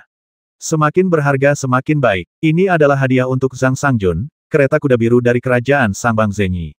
Yi Fengmo berkata dengan dingin dan serius, lalu mengucapkan kata demi kata. Faktanya, Yi Fengmo sekarang telah mulai bekerja untuk mendekatkan hubungan antara Gao Longting dan kerajaan Bangshan Zenyi, dan bagaimana interaksi semacam itu dapat terjadi tanpa beberapa hadiah yang layak. Aku mengerti, jangan khawatir. Hanya dalam 3 hari, bahkan jika kita membalikkan Kanpola Grand Canyon, kita akan menemukan harta karun yang tak ternilai harganya. Berapapun pengorbanan yang harus kita lakukan, kita tidak akan ragu, Bai Han meyakinkan Yi Fengmo. Cepat dan lakukan. Yi Fengmo mengucapkan kata-kata ini dan langsung memutus kontak. Tanpa mereka sadari bahwa percakapan antara Yi Fengmo dan Bai Han telah disadap oleh Xiao Hong. Mengenai siapa Zhang Sangjun, Xiao Hong juga pernah mendengarnya. Konon, ia adalah panglima tertinggi yang bertanggung jawab atas wilayah kerajaan Gao Xiangzenyi, dan memimpin pasukan besi yang tak terhitung jumlahnya. Faktanya, pasukan Sangbang Zenyi berkali-kali lipat lebih kuat daripada pasukan Gao Xiangzenyi. Di bawah kepemimpinan Plato, Perdana Menteri Dalam Negeri Sangbang Zenyi selama beberapa tahun, kekuatan nasional menjadi luar biasa kuatnya. Dengan kekuatan nasional yang demikian, militer secara alami akan berkembang pesat. Plato sendiri juga dikenal sebagai Perdana Menteri berdarah besi.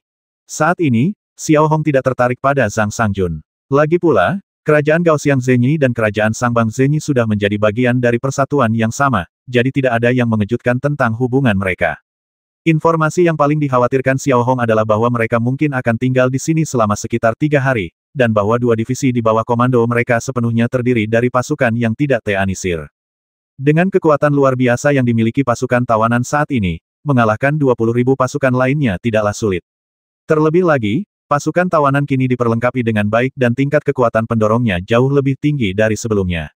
Sekalipun pasukan tawanan tidak datang ke Provinsi Langit, tidak akan sulit untuk menghabisi 20.000 orang di depan mereka. Dengan penemuan ini, Xiao Hong tidak lagi khawatir tentang apapun. Ia membiarkan mereka mencari di Kanpola Grand Canyon. Gua ini akan menjadi tempat berlindung sementara kita sekarang, dan setiap kelompok yang terdiri dari 100 orang akan bergiliran mengamati setiap pergerakan 12 kapal pengangkut pasukan berpola sihir, terutama yang baru. Semua informasi berharga datang dari sana. Jelas, itu seharusnya menjadi kapal komando armada ini. 80% hal baik akan terkonsentrasi di sana. Awasi terus. Xiao Hong memberikan instruksi sederhana dan perlahan mundur kembali ke kedalaman gua. Di sisi lain, prajurit Gao Xiang, menantang malam, mulai bergerak maju mundur antara ngarai, gua binatang roh, dan kapal pengangkut pola ajaib. Sama seperti semut yang bergerak, mereka terus-menerus membawa kembali lebih banyak materi berharga. Ada pula 2 botol air pengendali roh dan otak binatang roh yang berharga. Tentu saja, prajurit Gao Xiang menderita banyak sekali korban selama pengumpulan ini, dan mayat-mayat terus dibawa, beberapa bahkan dimutilasi. Ini juga menjelaskan mengapa mereka memilih menggunakan pasukan acak untuk melakukan hal semacam ini, alih-alih pasukan elit. Singkatnya, mereka mengorbankan nyawa pasukan acak untuk mendapatkan material yang sangat berharga. Tujuannya adalah untuk memungkinkan Gao Longting memiliki hubungan yang lebih dekat dengan kerajaan Sangbang Zenyi dan Federasi Xinbeiba, dan memperoleh cukup modal untuk bersaing memperebutkan posisi pendeta. Bagi para prajurit Gao Xiang ini, imbalan yang mereka terima karena mempertaruhkan nyawa demi mendapatkan material hanyalah persediaan yang akan mereka terima di masa depan akan sedikit lebih baik, setidaknya mereka akan punya daging untuk dimakan. Selain itu, mereka juga dianugerahi medali yang hampir tidak berharga. Sementara itu, Bai Han yang berada di dalam kapal angkutan pasukan berpola ajaib karang, berada di ruang tunggu yang hangat, dengan berbagai harta langka diletakkan di hadapannya. Mereka ditempatkan pada wadah masing-masing. Di antara mereka ada 2 air pengendali roh. Pengamatan Tuan Yi Fengmo sungguh cermat. Seperti dugaanku, ada banyak hal baik di wilayah Arktik ini yang belum banyak dikembangkan. Bai Han dengan hati-hati memegang sepotong air pengendali roh yang telah dipotong di antara jari-jarinya dan berbisik pada dirinya sendiri. Di depannya ada meja penuh harta karun yang berkilauan. Satu pun di antaranya pasti bernilai sangat mahal. Di samping harta karun ini terdapat daftar prajurit Gao Xiang yang gugur. Jumlahnya mencapai 3.000, sebuah statistik yang sangat mencengangkan. Namun, Bai Han sama sekali tidak peduli.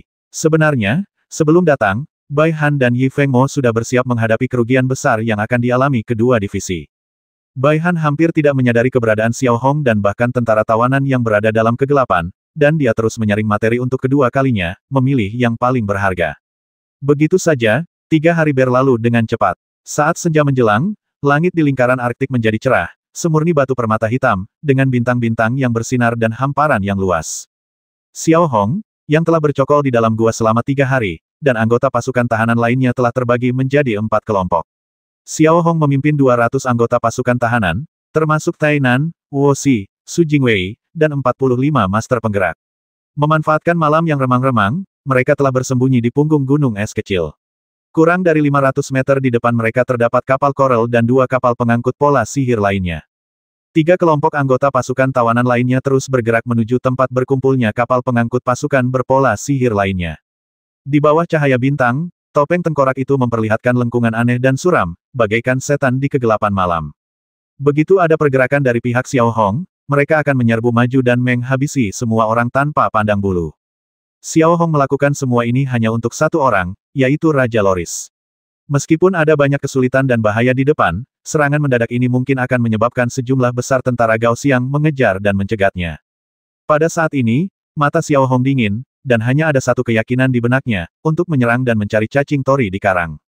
Xiao Hong telah mengetahui bahwa semua benda berharga ada di dalam karang, dan karena cacing tori dapat memperpanjang umur, tentu saja benda itu merupakan harta karun di antara harta karun lainnya. Melihat kedua gudang di Coral, mereka sudah dipenuhi dengan material berharga yang tak terhitung jumlahnya. Bahkan ada 5 botol air pengendali roh. Selain itu, ada juga material berharga yang tak terhitung jumlahnya. Selama 3 hari ini, di Kanpola Grand Canyon, jumlah prajurit Gao Xiang yang tewas sangat mencengangkan, yakni 9.000 orang, dan jumlah prajurit yang terluka mencapai 5.000 orang, hampir 2 divisi yang tidak teanisir, yang secara langsung disumbangkan.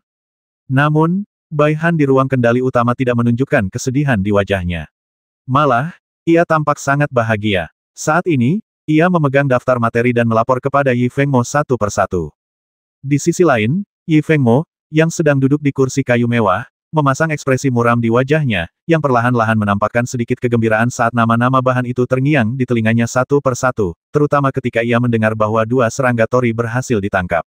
Jika benda ini diberikan kepada Zhang Sangjun, pasti akan menjadi harta karun yang sangat berharga. Bagus sekali. Kali ini, kau menyelesaikan misimu dengan sangat baik. Setelah Bai Han selesai membaca daftar materi, mata Yi Fengmo berbinar dan ia mulai memujinya. Sebenarnya, apa yang Bai Han lakukan ia hanya menghitung materi di ruang tunggu dan sama sekali tidak bertanya tentang prajurit Gao Xiang yang gugur. Pelatih Yi Fengmo, Anda sungguh baik. Ini semua berkat bimbingan bijak Anda. Kesimpulan Anda sungguh akurat. Kanpola Grand Canyon ini memang penuh dengan hal-hal baik, kata Bai Han sambil tersenyum, menyanjung. Menanggapi hal itu, Yi Fengmo hanya tersenyum tenang dan melanjutkan, kalau begitu, sebaiknya kau segera kembali ke kapal tanpa menunda. Setelah mengatakan itu, Yi Fengmo segera memutuskan kontak. Melihat bayangan Yi Fengmo menghilang, wajah Bai Han masih dipenuhi kegembiraan. Ia lalu memerintahkan beritahu semua prajurit untuk segera mundur ke transportasi pasukan masing-masing dan kembali dalam 10 menit. Mengikuti perintah Bai Han, prajurit Gao Xiang telah mulai memindahkan berbagai instrumen ke dalam kapal pengangkut pasukan pola ajaib dan menarik kabel baja sedikit demi sedikit. Xiao Hong, yang bersembunyi di punggung gunung, tentu saja mengerti apa maksudnya. Sebagai mantan jenderal Kekaisaran Gadu, Xiao Hong juga tahu bahwa inilah saat para prajurit paling tidak waspada. Ingat, coba hancurkan pemancar sinyal kapal pengangkut pasukan berpola sihir dalam sekejap. Semua prajurit tawanan, dengarkan, serang. Xiao Hong memberi perintah melalui pola sihir interaktif, lalu langsung melesat keluar dari punggung bukit, dan menembakkan es raksasa berusia 10.000 tahun dengan panjang 5 meter tepat ke pemancar sinyal karang. Anggota pasukan tawanan lainnya pun bergegas keluar dan menyerang langsung pemancar sinyal kapal pengangkut pola sihir. Boom, boom, boom, boom, boom. Hampir dalam sekejap mata, puncak-puncak pasukan pengangkut pola ajaib yang berjajar di atas ngarai semuanya mengeluarkan bola-bola cahaya terang yang meledak-ledak, seketika menerangi bumi yang redup. Segera setelah itu, pasukan tawanan mengaktifkan pola pertempuran pusaran. Dengan sedikit mengangkat tangan, pusaran energi padat yang tak terhitung jumlahnya terbentuk di sekitar kapal pengangkut pasukan berpola sihir, langsung mencabik-cabik para prajurit Gao Xiang yang tak siap. Hanya dalam sedetik, ribuan prajurit Gao Xiang tewas dalam serangan mendadak itu, bahkan tanpa teriakan duka. Satu-satunya suara yang terdengar hanyalah suara kresek tulang patah dan lambung kapal yang robek hebat.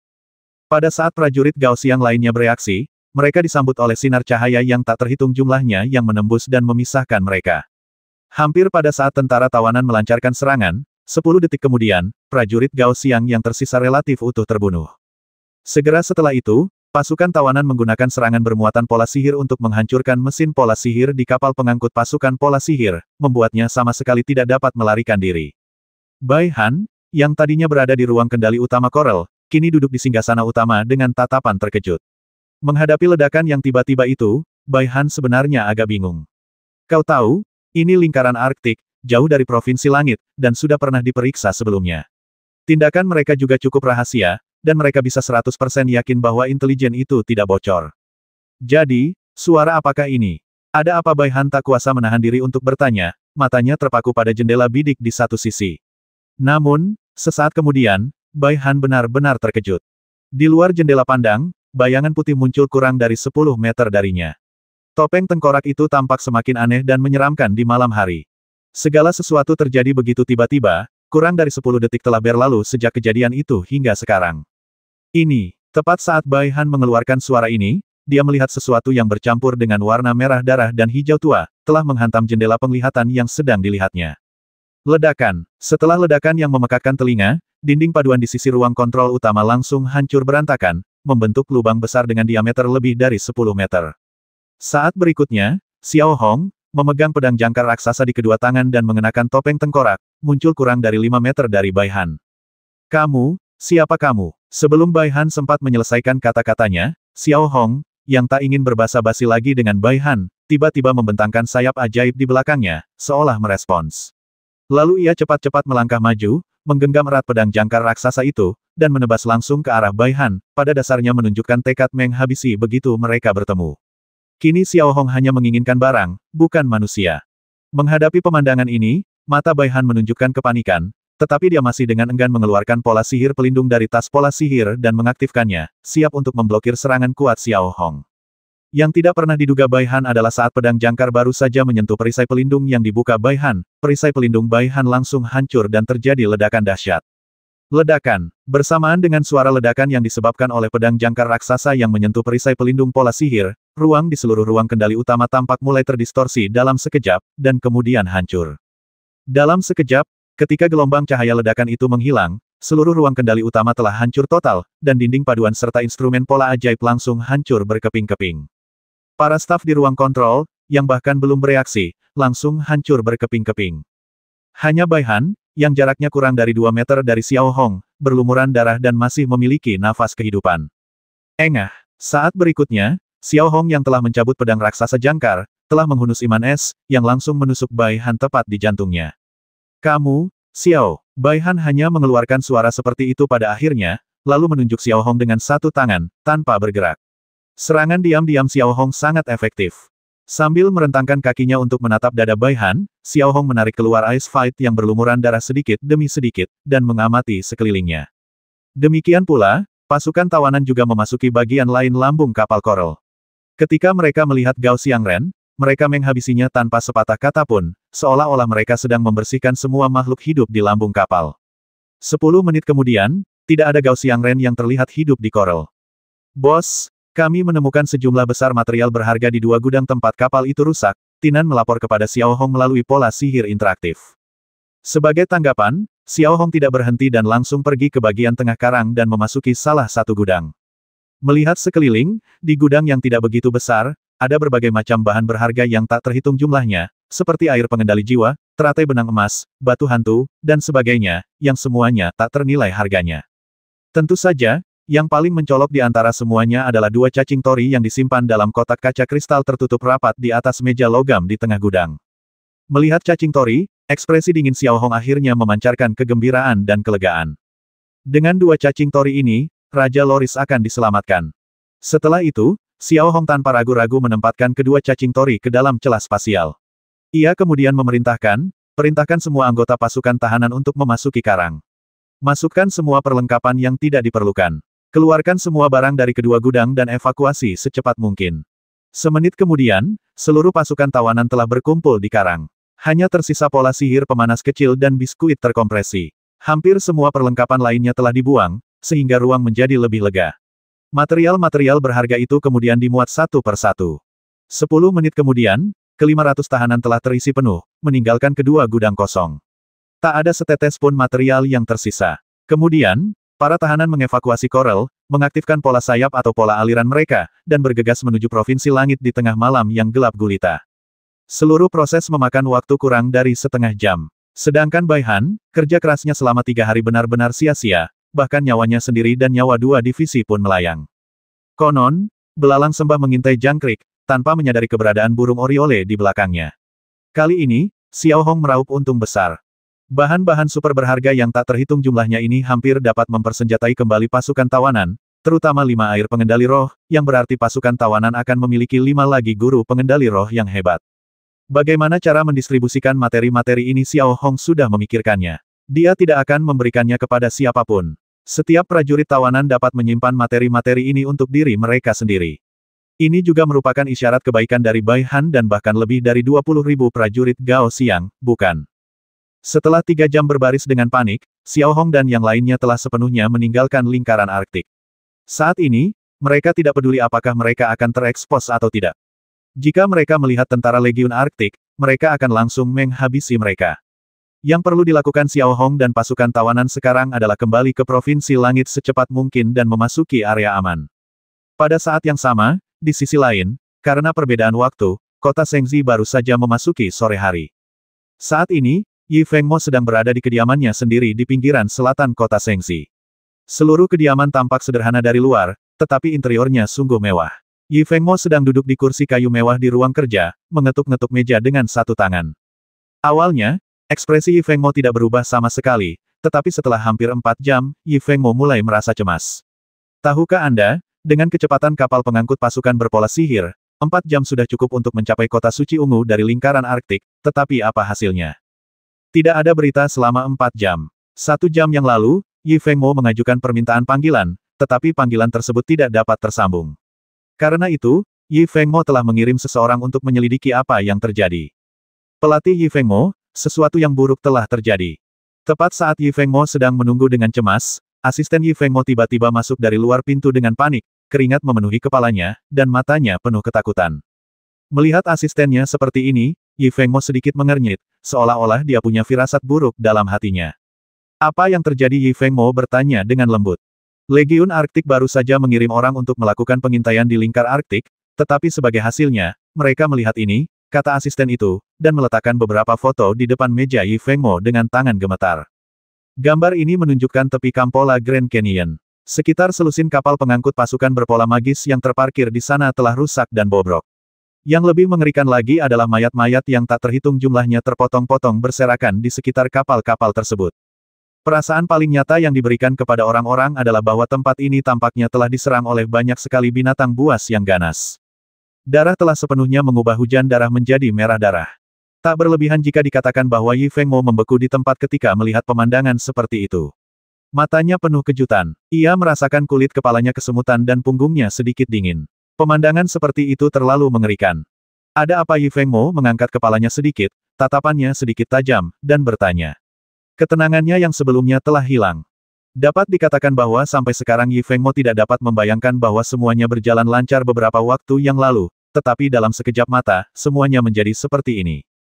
Dan jika mereka diserang oleh sekelompok makhluk roh, Bai Han seharusnya punya waktu untuk meminta bantuan. Kan lebih penting lagi, Yi Fengmo telah melihat dengan jelas bahwa pemancar sinyal di setiap kapal pengangkut pola sihir hancur total. Ini jelas bukan kebetulan. Asisten di sampingnya, melihat ekspresi Yi Fengmo, gemetar dan tidak bisa berkata apa-apa untuk waktu yang lama. Tepat pada saat ini, pola sihir komunikasi Yi Fengmo tiba-tiba bergetar, dan orang yang meminta panggilan adalah Kang Yong, Komandan Legiun Arktik. Apa hasil investigasinya? Tanya Yi Fengmo dengan wajah muram setelah panggilan tersambung. Kami menemukan jasad Jenderal Bai Han. Ada bekas pisau di dadanya, yang jelas-jelas bekas luka. Lagi pula, semua harta karun langka di karang telah dijarah. Kang Yong berusaha keras untuk meludah, menatap wajah Yi Fengmo yang muram, dan menanggapi dengan ketenangan yang dipaksakan. Melihat Yi Fengmo lagi, ia tak kuasa menahan rasa pusing setelah mendengar berita itu. Ia tidak terkejut, melainkan marah. Betapa berharganya barang-barang yang tersimpan di dalam karang. Bagaimana mungkin Yi Fengmo tidak tahu ia telah bekerja keras hampir seharian, tetapi ia justru membantu orang lain. Tidaklah berlebihan jika dikatakan bahwa ini adalah pertama kalinya Yi Fengmo mengalami situasi yang menyesakkan seperti itu sepanjang hidupnya. Orang pembawa sial, dasar brengsek. Yi Fengmo semakin marah hingga mengumpat, matanya hampir menyemburkan api. Ia tak habis pikir, bagaimana mungkin semua ini bisa terjadi jika semuanya dilakukan dengan begitu hati-hati. Kalau saja Yi Fengmo tahu kalau semua yang ada di hadapannya hanya kebetulan semata yang dilakukan Xiao Hong, apa yang akan dirasakannya? Laporkan kepada Panglima tertinggi, kami baru saja menerima kabar bahwa salah satu tim kami diserang. Pada saat ini, Kang Yong tiba-tiba melapor kepada Yi Fengmo. Segera setelah itu, Kang Yong mengirimkan video tersebut kepada Yi Fengmo. Video tersebut diambil dari helikopter berpola sihir. Video tersebut menunjukkan pasukan tawanan yang mengenakan pakaian putih dan jubah putih, melaju dengan kecepatan penuh dan langsung menuju Provinsi Langit. Melihat pemandangan ini, raut wajah Yi Fengmo tak dapat dibendung lagi, amarah dalam hatinya pun siap meledak. Namun, sesaat kemudian, Xiao Hong, yang mengenakan topeng tengkorak, sudah tinggi di langit. Ia mengangkat tangannya sedikit, dan paku-paku es berwarna merah darah yang pekat dan luar biasa melesat langsung ke arah helikopter berpola ajaib itu, dan gambar itu langsung terputus. Ya, topeng tengkorak memang menutupi wajah Xiao Hong, tetapi sayap ibel dan es abadi berwarna darah itu adalah ciri khas Xiao Hong. Pada dasarnya, semua orang di kerajaan Gaoxiang Zhenyi tahu tentang itu. Sekarang Xiao Hong sudah muncul, 500 orang itu tidak perlu lagi ditanyakan. Yi Fengmo tak kuasa menahan rasa pusingnya, dan paru-parunya serasa mau meledak karena amarah. Yi Fengmo tak hanya menyimpan dendam lama terhadap Xiao Hong, tapi juga kebencian baru. Terlebih lagi, kali ini bisa dianggap sebagai penghinaan besar bagi Yi Fengmo. Rencana yang telah dipersiapkan Yi Fengmo dengan cermat selama setengah bulan terakhir telah memobilisasi lebih dari 20.000 orang, hampir semuanya bekerja untuk Xiao Hong, memungkinkan Xiao Hong mendapatkan keuntungan besar. Tubuh Yi Fengmo mulai bergetar pelan, wajahnya berubah dari biru pucat menjadi ungu kehitaman, dan matanya hendak menyemburkan api. Berapa banyak petarung berpola sihir yang dimiliki Legiun Arktik sekarang? Yi Fengmo terdiam sejenak, lalu bertanya, nyaris mengeluarkan beberapa kata dari sela-sela giginya. 50, tapi kebanyakan digunakan untuk patroli. Seperti yang kau tahu, di wilayah Arktik, biaya perawatan pesawat tempur berpola sihir cukup mahal. Kang Yong menjawab dengan gemetar. Aku tidak ingin mendengar alasan-alasan ini sekarang. Sampaikan perintahku. Kirimkan sebanyak mungkin pejuang berpola sihir dari sekitar benua Arktik, lalu bombardir makhluk orang pembawa sial itu, Xiao Hong. Aku ingin memastikan tidak ada mayat utuh yang tersisa. Uhuk-uhuk, Yi Fengmo tiba-tiba meraung, dan tak kuasa menahan batuk beberapa kali. Ia merasa sangat bersalah di dalam hatinya. Aku mengerti. Melihat Yi Fengmo seperti ini, Kang Yong tidak berani berkata apa-apa lagi. Ia langsung menjawab dan memutus kontak. Kemudian ia mulai mengerahkan para pejuang pola sihir di berbagai negara bagian terdekat, meminta mereka untuk datang sesegera mungkin untuk mencegat dan menghabisi Xiao Hong. Sementara itu, Xiao Hong, yang berlari dengan penuh semangat, kembali tiba di hamparan es yang luas. Mengenakan pakaian putih, ia sulit dikenali di malam hari, bahkan dengan kecepatan penuh. Pada saat ini, semua orang berusaha sekuat tenaga untuk berlari cepat menuju Kabupaten Hancang. Sambil berlari dengan penuh semangat, Xiao Hong perlahan mengeluarkan sebuah buku catatan kecil dari celah baju zirahnya. Di dalamnya terdapat peta sederhana lingkaran Arktik dan Kabupaten Hancang. Saya hanya menentukan lokasi dan memperkirakan waktunya. Dengan kecepatan ini, dibutuhkan sekitar 7 atau 8 jam untuk mencapai Provinsi Langit. Dan jika kami melanjutkan perjalanan dari pangkalan angkatan udara di beberapa negara bagian dekat negara bagian Gaoxiang Zhenyi, hanya akan memakan waktu sedikit lebih dari 3 jam. Ini berarti Xiao Hong dan pasukan tawanan akan terus-menerus dibombardir oleh para pejuang berpola sihir selama 4 jam. Jelas, ini bukan yang diinginkan Xiao Hong. Sama sekali tidak mungkin untuk membuka celah angkasa dan menyembunyikan pola-pola sihir interferensi yang padat ini di bawah tanah di dekatnya. Setelah merenung sejenak, ekspresi Xiao Hong tiba-tiba berubah, seolah-olah dia memikirkan sesuatu. Semua anggota pasukan tawanan, berusahalah memasuki pegunungan Xue dalam waktu 3 jam, perintah Xiao Hong. Dan menggunakan pola sihir komunikasi, ia mengirim pesan ke Mai dengan cara yang sangat terenkripsi. 4 jam kemudian, fajar menyingsing. Secercah sinar matahari terlihat di cakrawala, tetapi bumi masih diselimuti kegelapan. Pada saat yang sama, sambil menatap ke langit, para pejuang pola sihir berkumpul dari beberapa negara bagian di dekat benua Arktik dan mulai menyusuri rute dari lingkaran Arktik ke Provinsi Langit, mencari pasukan tawanan yang panik. Lebih dari 500 pejuang pola ajaib dikerahkan, membawa momentum yang kuat. Mereka melakukan pencarian menyeluruh, dan jika mereka menemukan tahanan, mereka akan segera mengumpulkan dan membombardir mereka. Sekalipun kita tidak dapat menghabisi Xiao Hong atau bahkan pasukan tawanan, kita harus menguliti mereka hidup-hidup. Namun, 1 jam kemudian, sesuatu yang aneh kembali terjadi. Dari Skyrim hingga lingkaran Arktik, tidak ada jejak pasukan tahanan. Bahkan sehelai rambut pun dari pasukan tahanan tidak dapat ditemukan. Duduk di ruang kerjanya, Yi Fengmo menyaksikan melalui layar pesawat-pesawat tempur berpola sihir berputar-putar di langit bagaikan lalat tanpa kepala. Tak seorang pun prajurit tawanan terlihat. Secercah kebencian kembali terpancar dari raut wajahnya yang muram. Melihat Yi Fengmo seperti ini, asisten di sampingnya bahkan tidak berani bernapas. Ia hanya berdiri di samping Yi Fengmo dengan nampan makanan. Tentara tawanan tak bisa kabur. Teruslah mengintai, jangan biarkan satu sudut pun luput. Kerahkan semua prajurit di benua Arktik dan buat blokade antara benua Arktik dan Provinsi Langit. Yi Fengmo lalu memberi perintah kepada Kang Yong.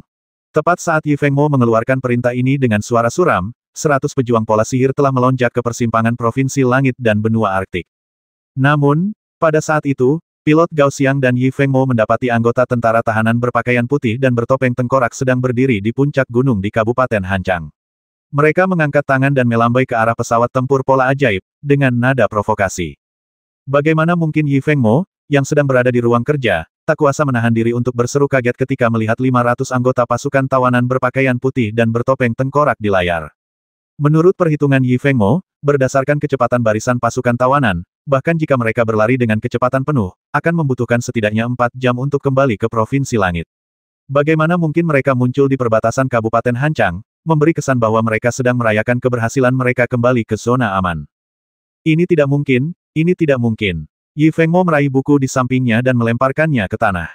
Asisten yang membawa nampan itu tak dapat menahan diri untuk tidak bergidik. Ini benar-benar penghinaan yang sangat besar, terutama para tahanan di tempat kejadian, yang berpose provokatif tak terhitung jumlahnya, seakan-akan mengejek Yi Fengmo, hampir memberinya jari tengah. Di sisi lain, pilot Gao Xiang di langit, melihat provokasi tentara tawanan, dipenuhi dengan kebencian, dan kemudian dia menembakkan serangkaian rudal pola ajaib ke tentara tawanan di punggung bukit. Tepat saat rudal pola ajaib itu memasuki segel Harrison, rudal itu berubah menjadi bubuk di udara dan menghilang dalam kabut tipis. Setelah Anda memasuki Skyrim, rudal pola ajaib dan pesawat tempur pola ajaib tidak lagi efektif. Setelah sekitar 1 menit, pasukan tawanan di punggung bukit berjalan menuruni punggung bukit dan memasuki pangkalan militer kecil di kaki gunung, menghilang sepenuhnya dari pandangan Yi Fengmo. Melihat pemandangan ini, Yi Fengmo merasa pandangannya gelap, lalu ia bersandar di kursinya. Dalam hatinya, ia hanya merasakan dendam. Sekarang dia menggaruk kepalanya tetapi tidak dapat mengetahui metode apa yang digunakan Xiao Hong untuk melarikan diri dengan mudah. Yi Fengmo tak kuasa menahan diri untuk menggosok wajahnya dengan keras beberapa kali, lalu menghela napas panjang. Kini Yi Fengmo sudah merasa bahwa Xiao Hong, yang sebelumnya tak terlalu diperhatikan, telah menjadi ancaman serius bagi Gao Xiang Zhen Yiguo. Ancaman yang benar-benar serius. Namun, Yi Fengmo tidak pernah menyangka para tahanan di punggung gunung akan melepas jas putih dan topeng mereka setelah memasuki barak, sehingga identitas asli mereka terungkap. Mereka sama sekali bukan anggota Xiao Hong atau pasukan tahanan. Mereka hanyalah Ma Yi, yang mengikuti instruksi Xiao Hong dalam pesan, dan secara acak menemukan beberapa prajurit Fenggu yang andal untuk menyamar sebagai mereka. Dalam sekejap mata, 2 jam kemudian, fajar menyingsing. Xiao Hong dan pasukan tawanan, yang bersembunyi di pegunungan Xue, keluar dari gua-gua salju yang mereka gali dan mulai meregangkan otot-otot mereka. Tak dapat dipungkiri, meringkuk di gua-gua salju darurat itu sungguh tidak nyaman. Pada saat yang sama, di langit, gelombang terakhir pejuang pola sihir telah pergi sepenuhnya karena kecewa. Berdiri di lereng bukit, Xiao Hong menyaksikan pesawat-pesawat tempur berpola magis itu perlahan menghilang di garis tanah. Senyum tipis tersungging di wajahnya, lalu ia memerintahkan pasukan tawanan, semuanya, periksa barang bawaan kalian untuk memastikan tidak ada yang tertinggal. Ayo pergi. Hanya semenit setelah Xiao Hong memberi perintah, para anggota tentara tahanan sudah mengaktifkan pola sayap mereka, atau mungkin pola aliran, dan bergegas menuju Provinsi Langit lagi. Antara Provinsi Langit dan benua Arktik, di dalam blokade yang ditetapkan oleh Legiun Arktik, lebih dari 3.000 prajurit Gao Xiang berdiri selama beberapa jam di atas es dengan suhu melebihi 30 derajat Celcius, tubuh mereka membeku hingga ke tulang. Pada saat ini, prajurit Legiun Arktik, yang telah menerima perintah Kang Yong untuk mundur, telah mulai memuat pelat baja paduan pertahanan ke dalam mobil salju berpola ajaib dan bersiap untuk berangkat.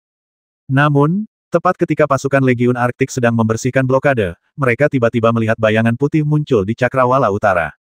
Mereka berbaris dan langsung menyerbu ke arah pasukan Gao Xiang dari Legiun Arktik.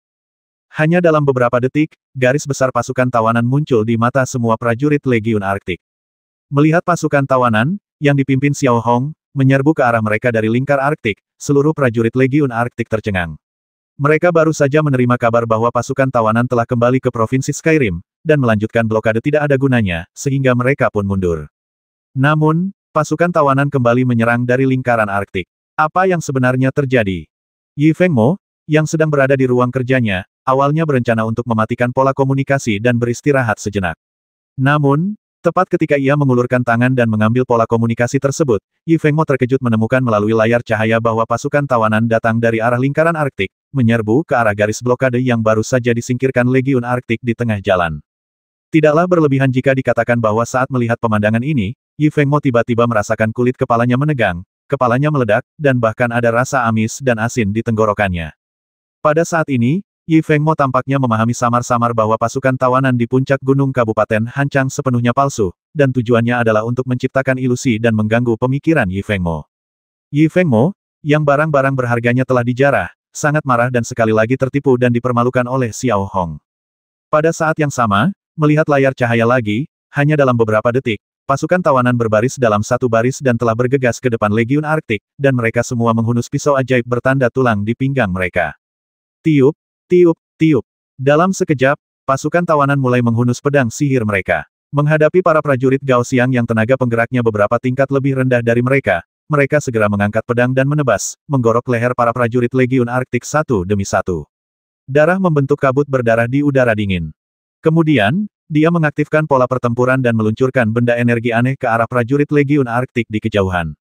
Hanya dalam satu pertempuran, prajurit Legiun Arktik, meskipun kekuatannya sangat berbeda, hancur total. 10 detik kemudian, pasukan tawanan telah melewati blokade Legiun Arktik dan pergi dengan angkuh. Yang tersisa bagi Yi Fengmo hanyalah tumpukan mayat dan noda darah di salju putih. Di bawah kepemimpinan Xiao Hong, pasukan tawanan bergerak secepat kilat. Divisi biasa takkan mampu menghentikan laju pasukan pembunuh mereka. Melihat pemandangan ini, Yi Fengmo merasa pusing. Ia berdiri sedikit, tetapi tak kuasa menahan goyangan. Ia merasakan gumpalan kebencian di hatinya, tetapi ia tak berdaya. Di mana para pejuang pola sihir yang baru saja pergi perintahkan mereka untuk segera kembali dan menghabisi Xiao Hong. Teriak Yi Fengmo kepada Kang Yong dengan suara yang hampir putus asa. Pada saat ini, Kang Yong secara alami menyaksikan kekuatan tempur mengerikan dari pasukan tawanan sungguhan, serta adegan mereka dengan berani menerobos blokade. Matanya dipenuhi keterkejutan dan keheranan. Komandan, setelah 6 jam penerbangan tanpa henti, para pilot hanya memiliki sedikit kendali tersisa dan tidak dapat kembali menyerang pasukan tawanan.